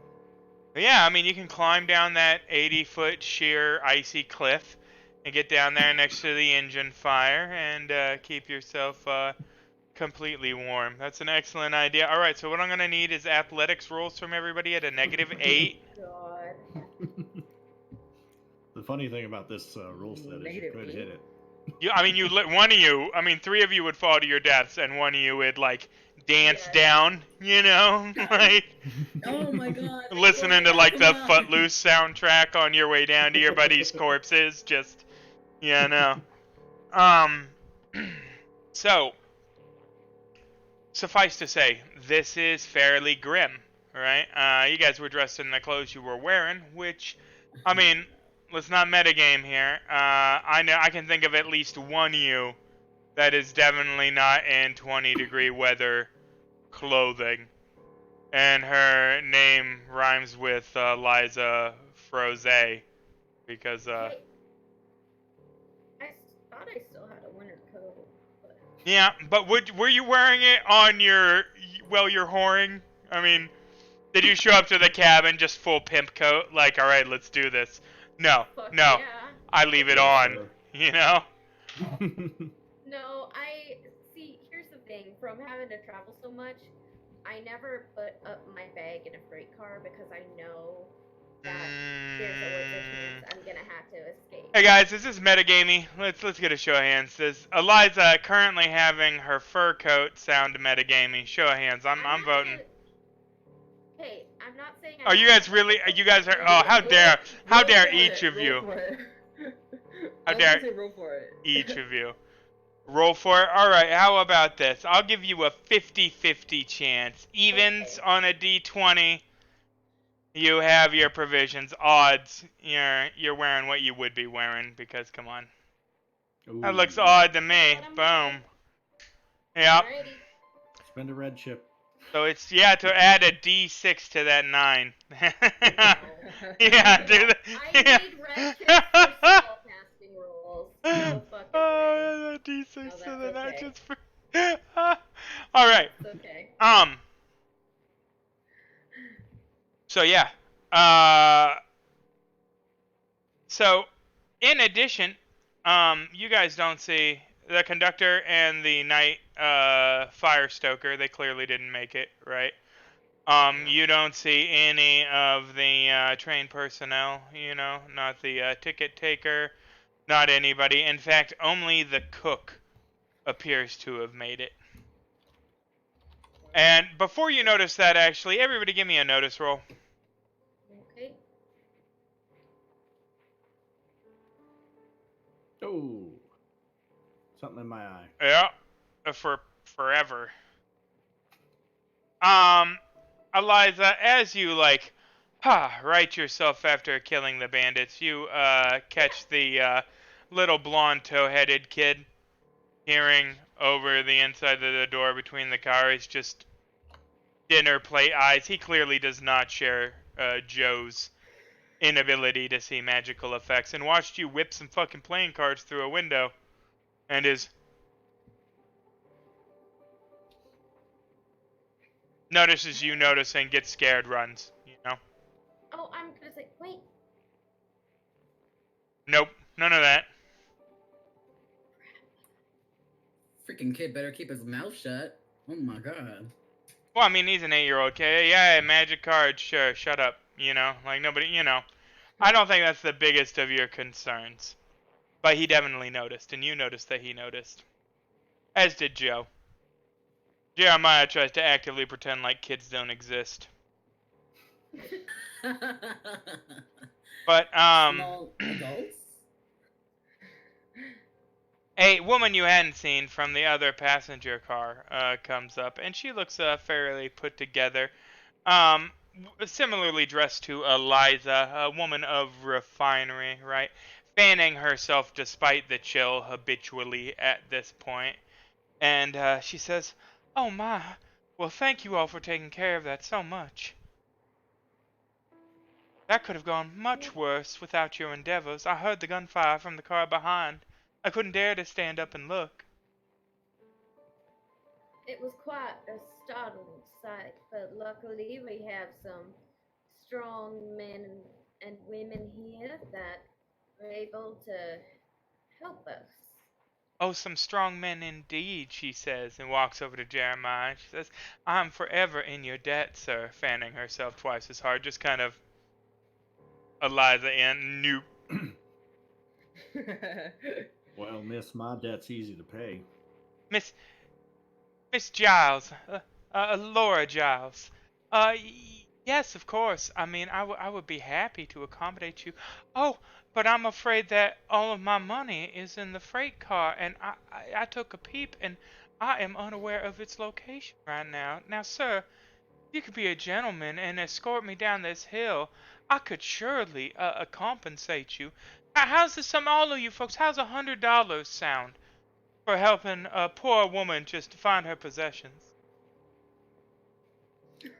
Is she I'll- playing us? I'll look around and I'll be like, well, Con man knows a con man. That's all I'm saying. ours possessions is down there too. Well, Right. then it sounds like we have a mutual interest, sir. And she says that with a tone that is open for interpretation.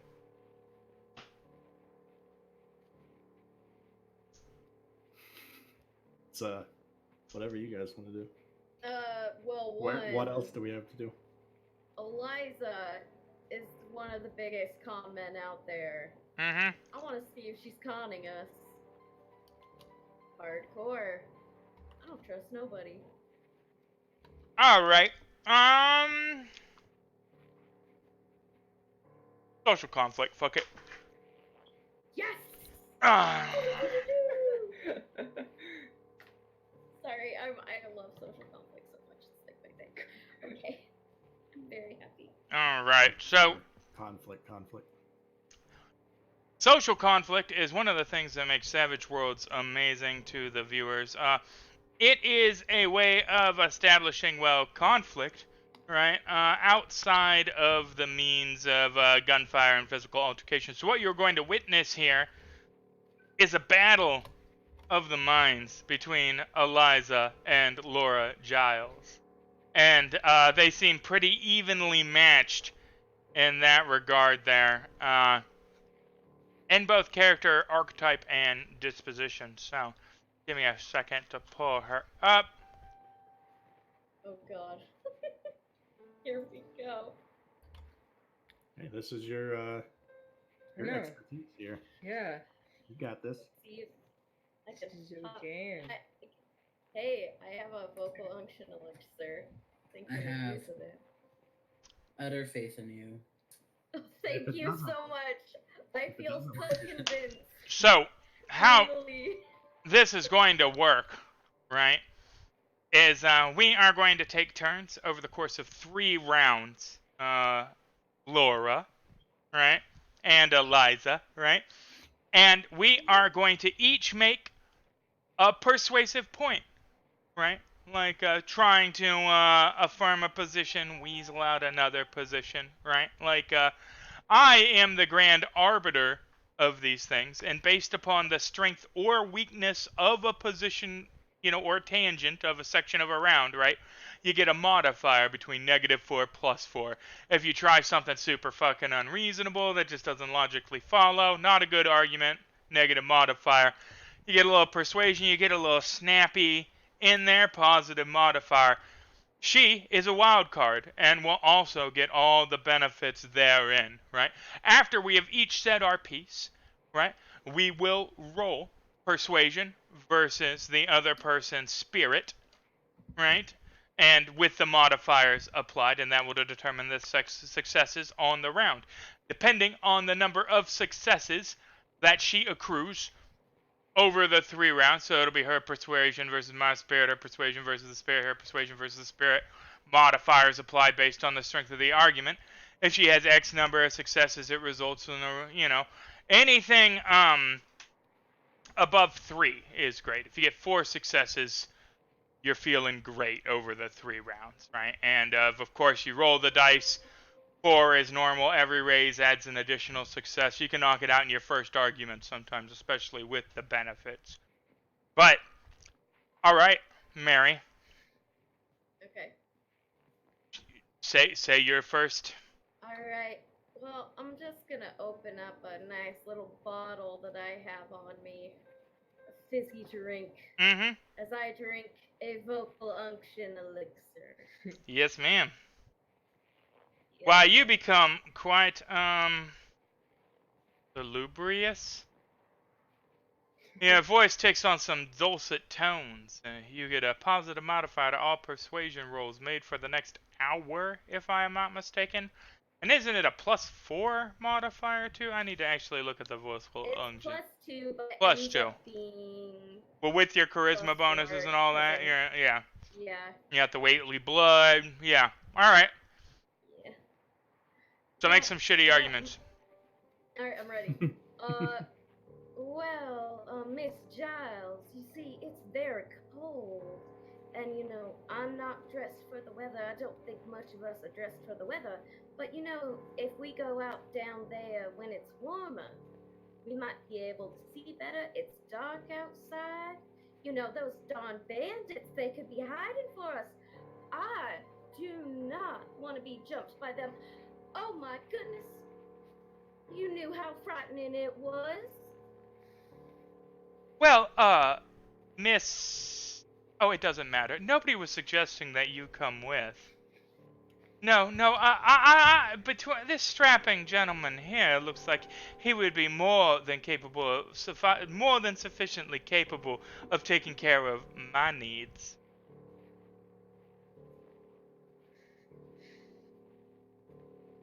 I gotta call that. It's a fair point. It is cold, right? There wasn't really an appeal to anything other than that you personally were like, I'm not dressed for this shit, screw you, I'm staying in the train. She does not seem to disagree. You go ahead and stay in that train, little missy. Right? I need to find comfort in the arms of someone that can carry me through these dark days, and I don't think your arms are up for the task, was what she was saying. So you will take your +4, but I'm going to give her a +1, because, Okay. I think the raw appeal to his masculinity versus the context you were going with there is going to, Just double checking, does it already have the charisma in there? I can't remember. yeah, I think so, yeah. Yikes. So I need you to roll like a -3. Okay. Nice. Straight up. Oh! Bum. Alright. Well, no, that wasn't a crit fail. That was just a trait roll fail. So you can add a d6 for that with a red chip. Blow that faint chip. I'm gonna blow the faint chip. Excellent. Add a d6 to that. So close to acing. But yeah, that's I know, one right? success. Okay. Alright. Oh, wait, excuse me. That's not one success. That's the number. Not going on persuasion, it's spirit. I just said these rules and I'm already doing them wrong. Let me see here. Oh wait, it didn't add the +2 with my charisma. That's so that's fine. You won anyway, so. Okay. Gotcha. You, Gotcha. you successfully shift the opinion 1 point. But, moving on. Round 2 of the social conflict. She'll start. And she is going to just continue on the same tangent. She's going to say, you know, a woman of your refinement shouldn't worry herself with such affairs anyway. You would be best here just taking care of those children I see running about. Why, they look unsupervised, and you look of the sort that's had some experience, well, handling children. Well, madam, I mean, I am a Southern belle myself, and you know, one of the main things that's talked about with the women in the church is when another woman goes alone with a man, and why, she gives everything to him, and then, you know, and she's not worth anything. Doesn't matter the amount of dowry. She is going to stop you and say, yeah, if I recall, you would know a thing about going alone with a man. She saw you going into sleep. Notice roll of 11. Boom. That is a -4 on account of your, you tried to go the hoe card. And she just watched you trade it for a map Yeah. that, Yeah, yeah, I so. get it. Alright. Ho, recognize ho. Oh, recognize. Like, recognize, like, yeah. No, 100%. 100%. So, alright. Her spirit versus We're your. not slut shaming here. Oof. We're just hoe shaming. Yeah. Oh, trait roll is a natural 1, though. You know what? Fuck it, I'm spending a penny. Alright. Roll another one. I actually should have rewarded myself these chips in the beginning of the game. Helps if I do that. There we go. Alright. One. And a D6 to that. So that's a 6. Yeah. Spirit. Well, I don't know how that works. If the trait rolls a natural 1, if you take the total and you add the 6 to the total, we're just going to assume it's the 1, yeah. Oh! Yeah. No such luck. Yeah, the hoe card, You're tied up. well, she's Once again, not trying to persuade you about anything. You're trying to persuade her to divulge more information right now, and now she's getting a little sassy with it. One more round. Social combat. There we go, you start.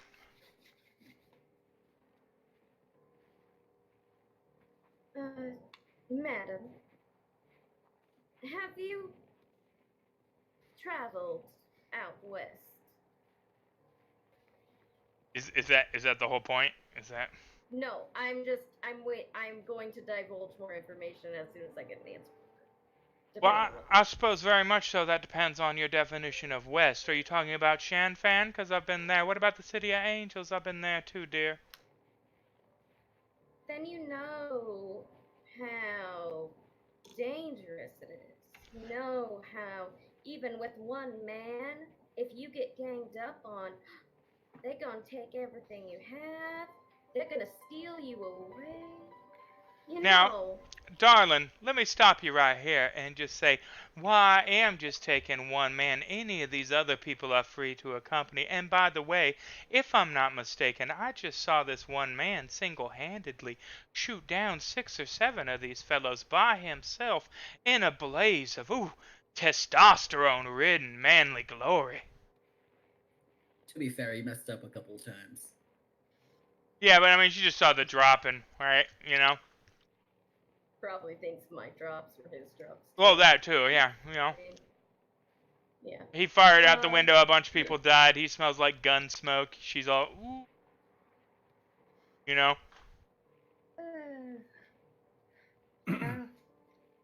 Wouldn't you endanger his life, though? Honey, You know. it's the danger that I'm looking for. I mean, that's not a very good appeal. What are you talking about? Wouldn't that be dangerous? Oh, it would be dangerous. She's just pulling on her nipples now. I mean, I she's mean got more tassel that. clamps going in there. She's got them hooked up to a 9-volt battery. Danger! Like, no, this is not a good tact. I don't mean about the danger for her. I'm saying that she's worthless and she can't fight anything. So you're endangering him. I believe that you don't know the first thing about me, ma'am. And she says that with confidence that I need a notice roll for. Okay. I'm ready. Let's do it. Let's do it. Come on. Cool. Big money. Big money, big money. Damn it. No, but her whole demeanor for a second when you suggest that she lacks core competency, it changes. I'm gonna spend a white chip to re-roll that. Oh, okay. Yeah, let's get it.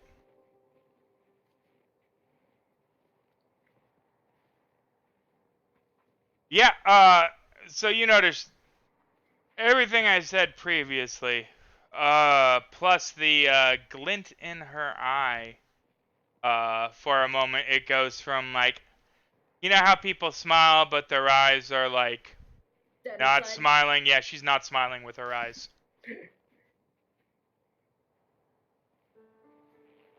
Is this another one of those Winnebagos? No, she's just a normal gal from all intents and purposes. Maybe she's a little rough and tumble. That's not uncommon. Tons of rough and tumble broads. But she is soliciting your services and has offered $100 union money. Or the equivalent, if that does not appeal to you, sir, if you are a man of Confederate means, I could offer you a family heirloom, a piece of jewelry from my kit, if that is your preference. With the hour growing late, I certainly, in all the points she made, I would be remiss to attempt to go down myself. And we had only been going uphill for a few minutes when this calamity befell us. Certainly it couldn't be that long of a hike down to the luggage. I don't think Eliza can hide that. Does she not know how mouth works? Moment. Right. She's just.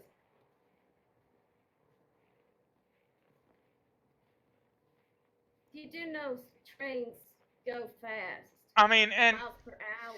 yes, she says, like practically, yes, everybody's aware of the speed at which trains travel, dear. But Well, bless your heart. But the it's getting near dark, and I think we should try and recover as much of our belongings. If these bandits do come back, I mean, we wouldn't want to find ourselves at their mercy. What's to say that they aren't there stealing y'all's valuables right this very moment? I saw a couple of you had horses, yeah. I got a mule in that train car. Well, yes, you do. Oh, right, we had those. She pulls a derringer out of her inner thigh and says, I pull out my gun and shoot her. Go ahead. I keep a lady's pistol, but I mean, I'm not sure that this could stop all the terrors of this vast wilderness. I'll look at Joe and kind of arch an eyebrow. Think, what do you want to do? You're the brains. $100. I would give each of you $50 American to accompany me, just for the peace of mind. You look like a confident sir. They're speaking to Joe. Why, you're a strong and strapping fellow too, from the look of you. Joe's just gonna just nod. Doesn't want to speak right now, so. Right. Yep.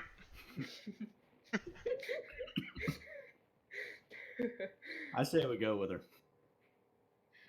The only other option is sit in this train until another train comes. That is true. I guess it's better to go with numbers. What do y'all think? Do I believe her? Give me a smarts roll. marks. Oops. There. Yeah. Hmm. I mean, yeah. It's I like, mean, yeah, it's like kind of like I feel like yeah, there are lots of, you know. I mean, she's not dressed for it. She's probably worried about her expensive dresses and shit. Yeah. Is it sensical? I mean, maybe. I mean, certainly hanging out here is inviting all manner of attention, you know.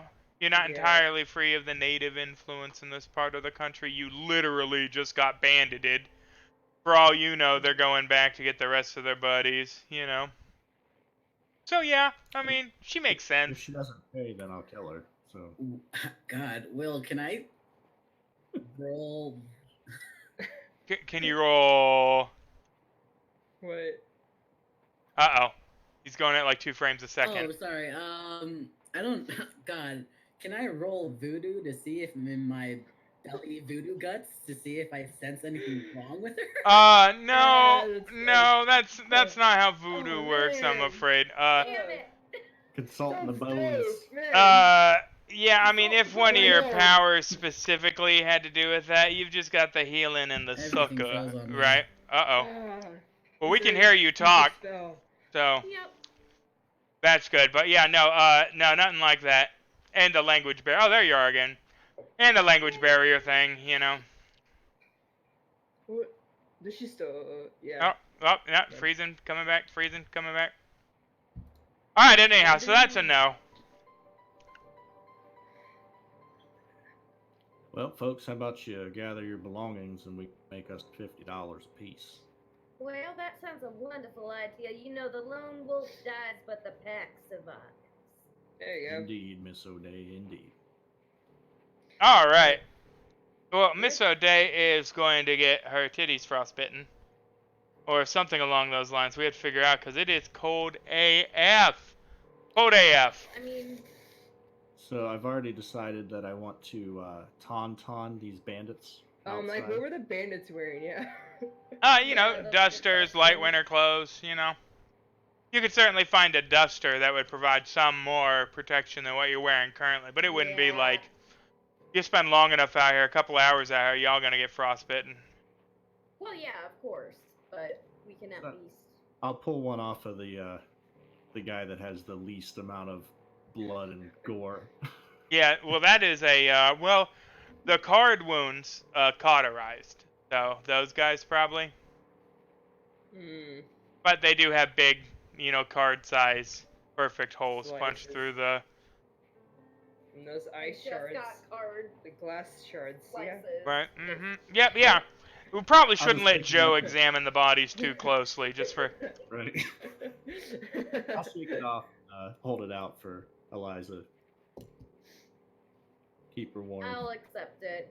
Alright, so I'm petty, but we've got a job to do. we heading down the mountain. She's trooping down. And I'm watching that No, girl no. like a fucking hog. Yeah, she's I am not letting her out of my sight. I am like full conspiracy theorist right now. Oh, That's good. She doesn't seem to trust you much, neither. It's the aliens. well, Hey, as arrogant as oh. I am, I just straight ahead. Yeah, before we leave, Will, Mhm. is there like, does any of the bodies have any kind of like shiny things or like? oh no, just your cool little standard pistols, darts? ammo. Okay. No, these were literally just a no-name group of bandit boys trying to make a name for themselves, and they just picked the Okay. wrong fucking train. That was as deep as the whole stitch got. The mysteries right now are how the fuck you're gonna get off the mountain, and where the Yeah. fuck the crew members are, and how far down this hill all your guys' luggage is. Exactly. But it is going to be a quite a haul. I mean, you guys were about 5 minutes on that train, right? 5 minutes, 50 miles an Yeah. hour. You're gonna be wandering down this hill for a minute, Very good, you right? do. Well, I guess it's probably like 40 miles an hour. You know, you're traveling uphill, right? You got a cold train. But It's This- hardly my fault. Joe. this is gonna give you a little bit of Saw it, time you saw it, you didn't speak up. to reflect. Jeremiah, what are you thinking right now? Done goofed. Jeremiah is thinking it's awfully cold out here, but he wouldn't mind warming up once we get down to our luggage. Oh yeah, warming up with Miss Giles a little. Yeah, she doesn't Indeed. seem too adverse to the situation. She slipped a little at one point, right? And grabbed your arm, right? And has ever since then just kind of, oh, I've always relied on the kindness of strangers, you know? Well, I'm Working gonna her. make her walk by herself and explain that a crack shot such as myself needs his shooting arms free in case of danger. I'm not even going to make you roll a persuasion. She's in on that. She is 100% like, oh, I didn't even. Of course, dearie me, I didn't even think of it still going to fan herself, even though the wind's picking up the snow in her hair and shit, you know. Just 100% into it. Eliza's dying inside. Oh, yeah. Yeah. No, this is your whole fucking shtick, right? Like, what the shit? Hey, bitch. This is my thing, right? Like, cat fight. I'm that bitch.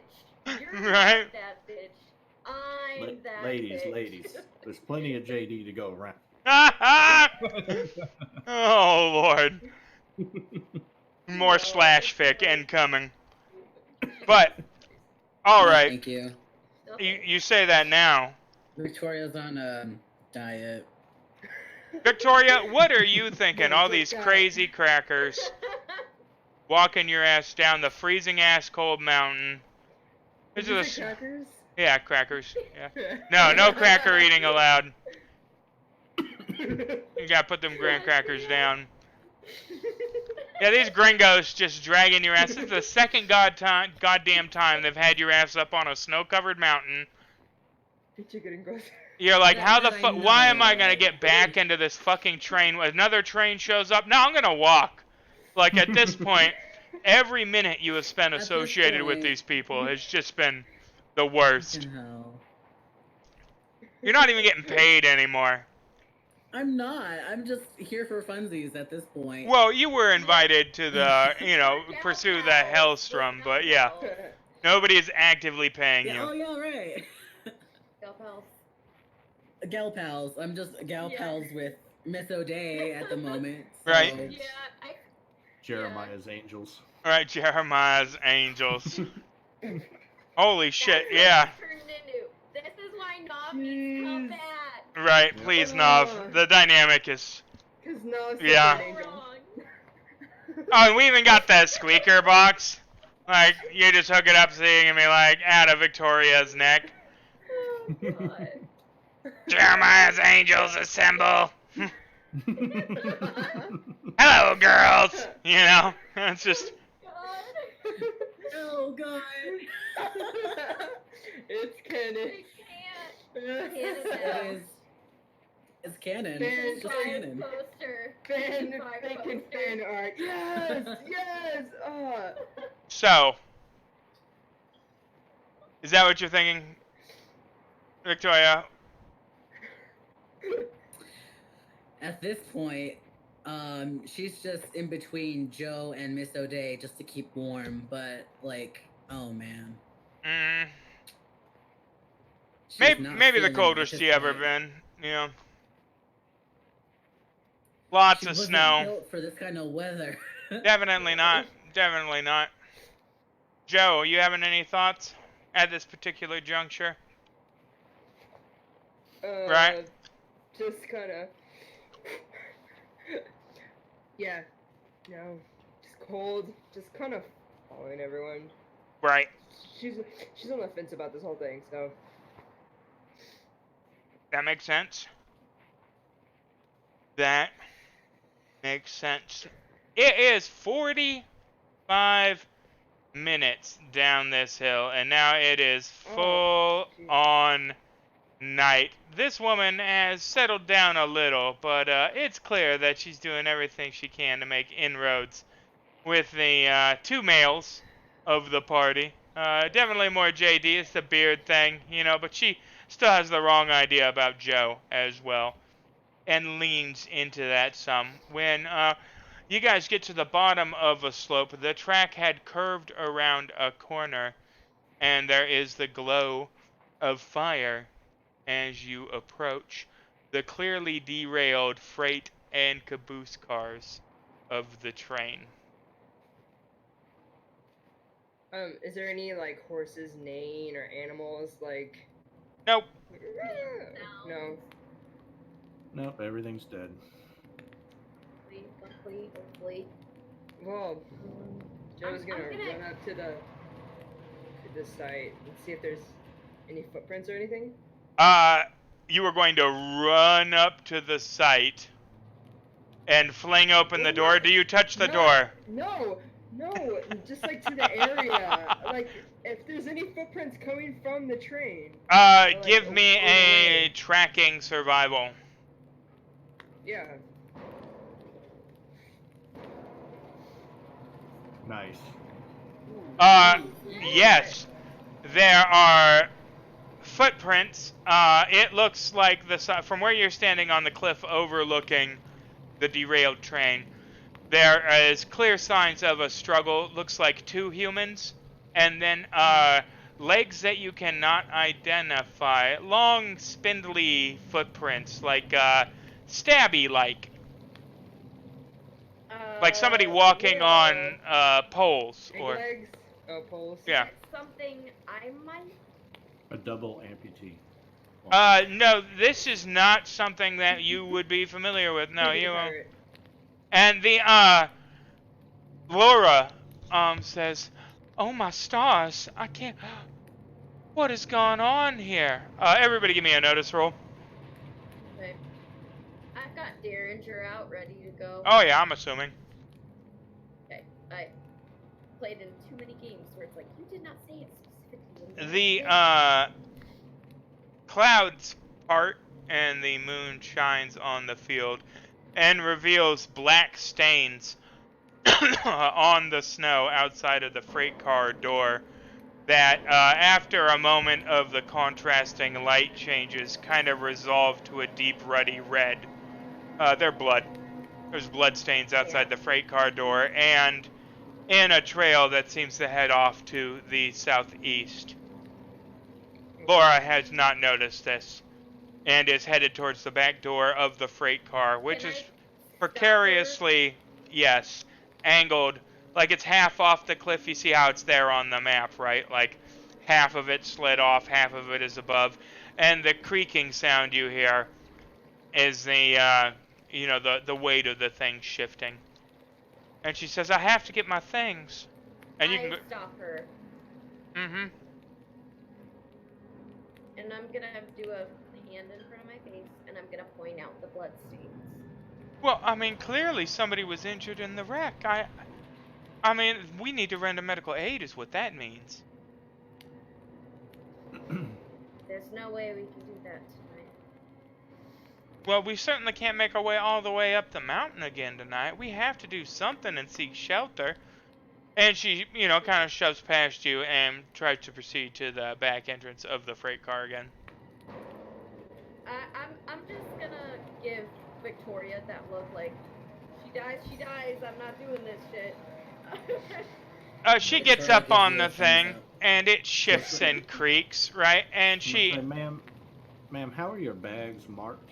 slides open the door, and she says, "Fancily," and goes inside. I just want to be able to find the money. Right, yeah. I'm sure anything is in there. We'll grab it. You guys... Will, how long would it take me to craft a grist crafter? Oh, that would have happened when you were doing the ritual. 15 minutes, though, otherwise. 20 minutes? I have to look it up. 15 or 20 minutes. After just a couple of moments, she emerges with a bag in tow. That's good. Okay. Everything's fine. Mm-hmm. This is fine. There is no sign of the crew at all. Just the blood and the trail leading off. Animals? No. The odd footprints. The peg leg. There's no dead animals here? Like there's no carcasses. No, nothing here. Blood. Lots of blood. Does it look like they're a big horse body that was moved with the blood, or is it like just sprinkled on the snow? Or I would need another track and survival roll. cool, I can do that. I want to watch the southeast. You That's where the you track can't is. tell. I mean, it's Yeah. all messed up there. The fire's been burning, snow's started to melt down. Mhm. What did you say, Mary? I want to watch the southeast where the blood trail is headed. Yeah, give me a notice roll at a -2. Okay.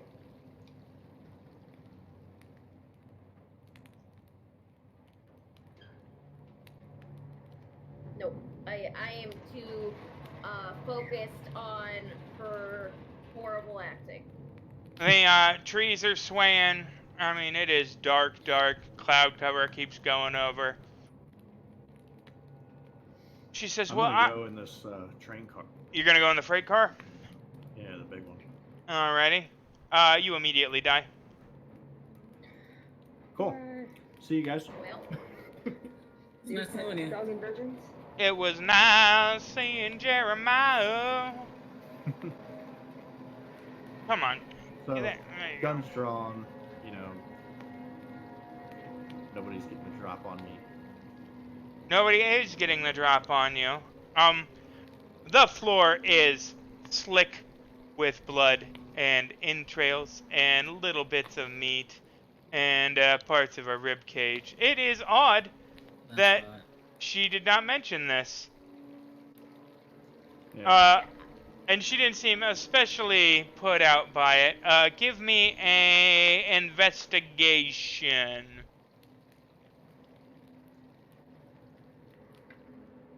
Hot damn. The only thing that's destroyed in there, aside from the viscera, right, is a large 6-foot tall, 4-foot deep crate that, it was solid wood. Looks like it had a couple of padlocks on it and a thick, heavy chain. Chain's been snapped, and there is evidence of deep gouges on the inside of the wooden crate door. Hmm. On the inside of Inside, like something was clawing its way out of said wooden crate. I'm gonna call for Joe. Oh, no. Come and check it out. Yep, Joe, you want to get in there? just watch it. Yeah, I'm gonna watch his back. So I'm gonna, when you get in there, I'm gonna ask you to take a look at those, what I perceive to be claw marks, and see. yeah. Give me another survival roll. All right. Big money, big money. There you Yeah. go. There you go. They seem to be the same diameter and kind of shape as the holes in the snow outside that lead towards the south west. Huh. I'm gonna convey that to JD. How there's Alright then. the similarities from both inside and outside. Well, as much as I love that ass, I don't chasing the mountains after a monster. Laura peeps her head inside and goes, I think we've got to get to the bottom of this, guys. We won't be safe here. Miss Laura, I think you. Miss Giles, money. please. Huh? Miss Giles, I think we have completed the given task. $50 per person. Yeah, you've got your bag, ma'am. Yes, of course. And she reaches into her bag and pulls out a fairly ornate necklace with a series of stones and set in it, and says, "I take it this will cover." Well, ma'am, I'm no gemologist, but I believe that will suffice. Excellent, thank you. She hands you the necklace. I'm sure you guys can hook that just as soon as we get back to civilization. Been in my family for a generation or two. I hate to see it go, but in desperate times such as these. I Does just- she look sad to let it go though? I just thank you, gentlemen, for your generosity. Give me a smarts roll. Oh, I gave you a notice. that's a good question. Yeah. No. Here, She can seems- any of us roll? She seems very sad to let it go. Yeah. Well, now you were outside there, Miss O'Day, but overhearing it, right? You're like, Gotcha. are you pulling the fake ring heist right now? Where, oh, I found this Yeah. wedding ring, you know, like, come on, this is an old grift. Yeah. Yep. You are about 900% sure that it is paste. Yeah. Ma'am, if I may inquire, why is it that someone with a, I don't know what the word is. Sorry, it's late. Disposition such as yourself can walk into this here train car, grab your bag, and not run out screaming? Well, it must have just been my single-minded fixation on making sure that my heirlooms were safe. Well, sure. I understand that. I sometimes zero in on certain tasks and things, but now, ma'am, you are standing in this train car yet again, and you've yet to react to the viscera, pounds and pounds of viscera, and the gallons of blood around us. Why is that? Huh. So I have. And she walks out. She's a Uh, robot. Ma'am. I'm gonna say, hey JD, can you grab my bag? Oh, absolutely, Okay. Mr. Day. Let me grab that. Give the look like, do I need to, you know, the sign thing. language, the thing. You know, if I had to guess, Laura says from outside the car, maybe a little too loudly, it's wolves must have dragged away these bodies. I know these mountains are lousy with them.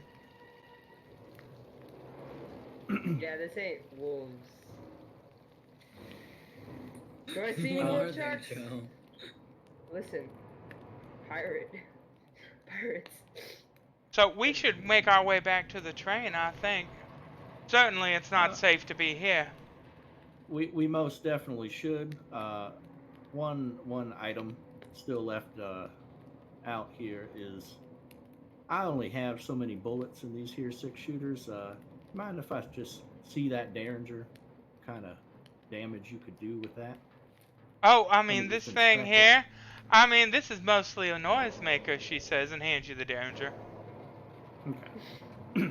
So I will stealthily, as I turn around, I'll be looking at the Derringer, Uh-huh. but I'm gonna give Joe a signal for handcuffs and see what she says. Joe was gonna like flex a little and try and like see if like she could keep her attention. Lauren's attention. Well, either way, Miss O'Day. Give me a performance. Performance. Here we go, guys. Let's Oh do it. god. Let's That's what I've do been it. waiting for. Skilled, yes. Yeah. No, not she bad. Oh man. She is not distracted. She's currently leaning into the Jeremiah. The Joe's like, your back burner, you know? Like, Well, I'm hunched over. I'm staring at this gun very intently, right? but I'm also going to Eliza.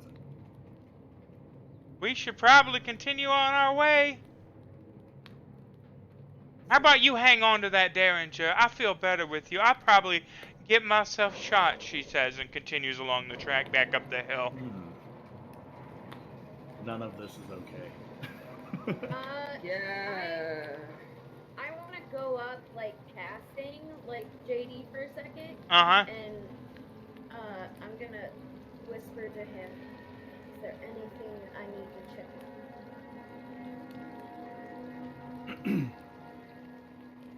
I don't know what your abilities are. Check her. She's clearly not afraid to not be armed. And I don't think it's just from me. She readily gave me her only weapon. That she totally fucking did. Bum bum. So even if I handcuff her, would she be able to cast spells and stuff? Would I know this? If you are handcuffed, can you still cast spells? I mean, so there are lots of ways people cast spells.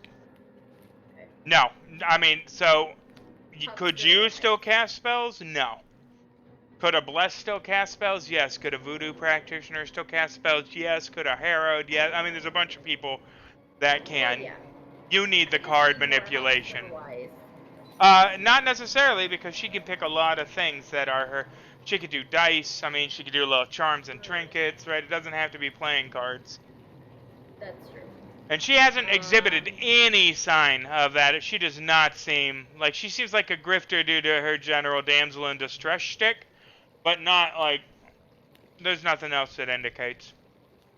And she is walking back up towards the train now. Okay. Well, I'm gonna give her back her gun because I'd probably rather just be shot instead of have a spell cast on. Oh yeah, she says if you're sure, and give me a notice roll to -2. That's my best skill. Do it, do Big it, money, big money, big money. big money. Yeah, no, she slips the derringer into the little thigh holster again and starts walking up. Everybody, everything's give me a notice. Add a -1. Notice -1. Yep.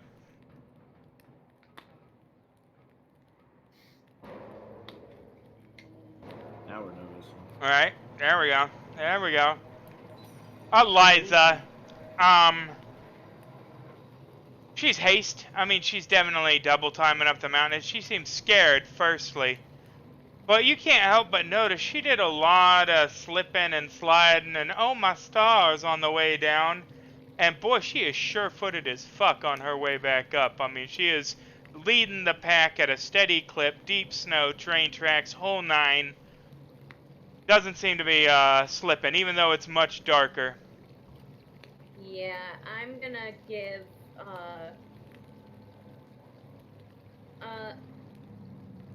I'm confrontational. I'm gonna say, seems like you aren't having a hard time now.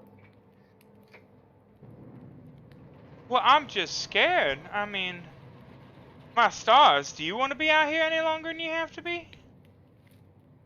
No. But, I mean, it's just funny how you find information about me. And I am going to watch her in a way that I'm not playing games anymore. You got double watcher? Yeah. Where is this goddamn... You have to give me 1 second here.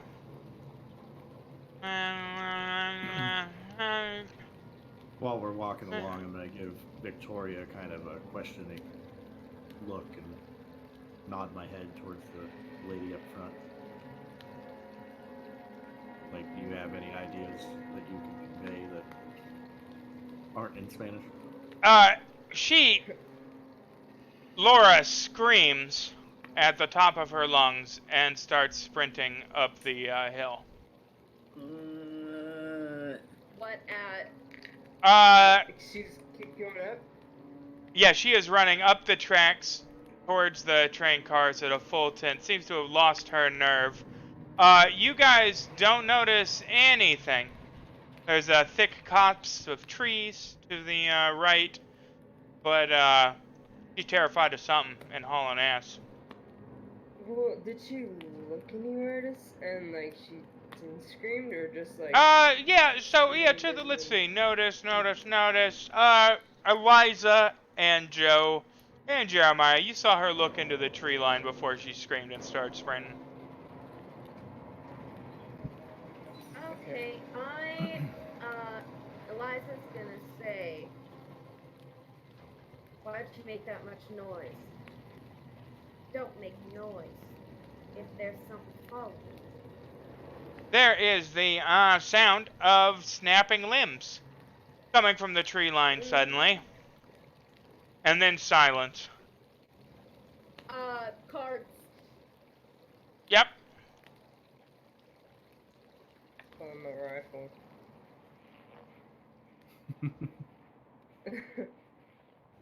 Sun's out, guns out. None of you have Yeah. seen anything. But boy, that doesn't seem normal, does it? Mm-mm. She is still sprinting now, a full 100 feet ahead. And now, you'll be damned if you don't notice some blood in the bushes. On the white snow, some ruffled snow. A much more distinct path now, in fact. But we do not Yeah. see Do not creature see or a anything. creature. You heard some limbs snap. You see the disturbed ground. Drew's got y'all 6. Back to the train. Okay, so like just how like things are located. We are going up the hill. The tree line is like On the this, right, down a slope. and like There this seems to be is some just kind of the animal tracks, trail like, or this something. side. You know, there's like a little tiny clearing, and then blood Yeah. and messed up snow there. Like, But it's not like we have one side protected. one side is a cliff, right? You're going up the mountain. Yeah. Left side cliff, right side forest. You're on the train tracks walking up the hill. Okay. Oh, I see. Back to back. Yeah, Indeed. or some like kind of a star, like a 4-sided star kind of thing. We're moving forward. Yeah. Coming from the direction that the blood and tree branches came from, carried on the wind, you guys hear ever so faintly, "Oh God, help me!" Does it sound like the guy that tried to hit on me with the sage? Oh yeah, it's the Mormon. Fuck him. No, it's Fuck the Mormon. no. I mean, it's hard. It's just on the wind. It's somebody just calling for help, clearly in distress. Not the Okay. gal who is now, I mean, getting smaller and smaller in the distance. You know, just full on.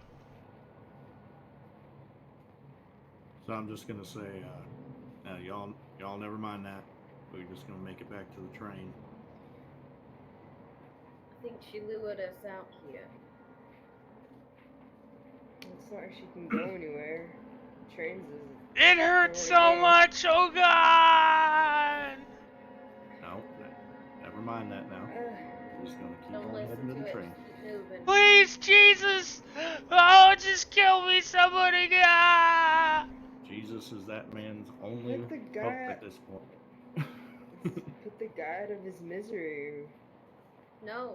Joe, we are not entirely sure that Uh-oh. is the guy. Lost Oh, no! Leroy. Oh, No. he's back. There he is. Okay. Yay, he's back. Oh God. Okay. Sorry. The last thing I hear is Will yelling, and apparently, what I understand is that Homegirl is being attacked. No, homegirl No. sprinted off. This is some fella yelling. Ditched us. Yeah, This she is ditched some- us. Poor- After we got her bag. This can be some poor dead man out in the woods that we're not helping. Yeah, he's got to be 300-400 feet into the tree line, is with it the way it's being carried on the wind. Nope, Let we him are out of making his our way to the misery. train. You want to risk your life to end his when it's gonna end anyway. Give him some dignity. I mean, it's what, 400 yards you said? Yeah, It sounds like it from the sound of it. just a couple of 1,000 feet into the pitch black forest and deep snow. Yeah. Well, Joe, you know I'll follow you anyway. Oh We're wow, going in that man. We'll we're losing do it. people left and right all of a sudden. Mary's gone all digital. There, she's back. Yeah? Oh, there she is. Yeah, okay. just a second. Yeah, you're back. Okay. So, E-Boy's gonna go try. I mean, this could be the conductor. This could be one of the people from the train car. I mean, this could be any number of people. This could be one of the bandits. You know? I think we need to just go. As a player, I Leave him. agree. Oh, please, good lord, somebody! I hear you up there discussing my fate. Out of character. Please, Out of character. please You shut don't up leave over me there. here. You be a good You shut your Christian. mouth. You don't even know if we are Christian. Be a good Christian. Little baby Jesus, we want you to help. No, but yeah, I mean, this guy out there clearly. I mean, if this guy is faking it, I mean, give him the Oscar, you know? Oh man, Like, I want to look Victoria's at hurting right Victoria. now. I'm like, what's Victoria? What's on her, like, her facial emotions? Like, Joe's kind of trusted her as, like, she's kind of the mom of the group, so Joe's looking at Victoria, what's going on in her, what Wow. she's thinking. Oh, hey, Will. What's Yeah. going on?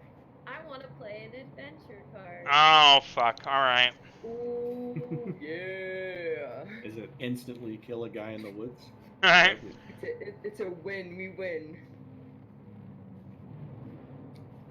I think the game master would tell you to assist this fellow. Like, so, several reasons, right? If it is one of the bandits, right, and it's one of the ones you gut shot or something that got away, well, that's information, isn't it? Secondly, you guys got about 45 minutes now through the blackness of walking, right? If there is something out there punching holes in people and doing all of that, well, that's a long-ass haul, isn't it, of this thing just following you? Much better to take it face on if that were the occurrence. And thirdly, you know what, when you save somebody's life, often happens? Why, they're thankful, Miserably. right? They're thankful, You die painfully in the pitch black, dark woods. That's right? what Let's do it.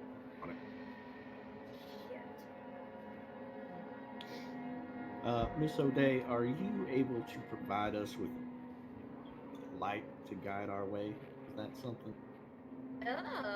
If I have my egg, yes. Because I have torches. No, I was talking. Okay, I was like, well, what do I have to Magical. explain this now? Do you believe in magic? I have a normal torch. God. The one time I have something normal. Victoria, you want to pray for us? This doesn't look promising. I'll get one of my matches out and light it. Like, can we grab branch? Oh, I guess the branches are wet. Well, I only use a one-handed gun, so I can hold the torch. You guys follow the sound of the screams, right? Through the tree line, down into a ravine, and it leads to the mouth of a frozen cave.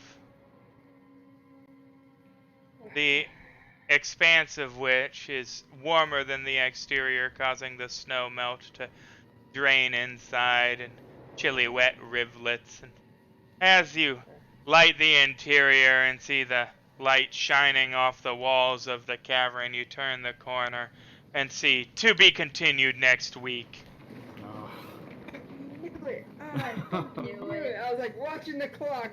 How is he gonna tie this off? No! So, Well, we're on time here. So that was fun. there's something in this cave here. Gotta be something in this here cave. Something. And y'all got yourself all squared up at the mouth of it, ready to see what happens next week. But that is where we will carry on. So, thank all of you for watching this first episode of Season 2. This will be happening every Wednesday and then available 48 hours later on YouTube.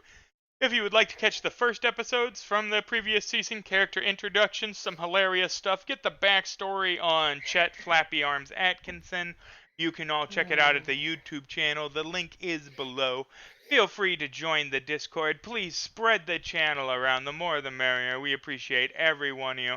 And literally every penny, follow, subscription, all of it is just fantastic and super encouraging. So from me and the rest of us at the League of Gentlemen Explorers, may your dice always roll hot. And, have a good evening.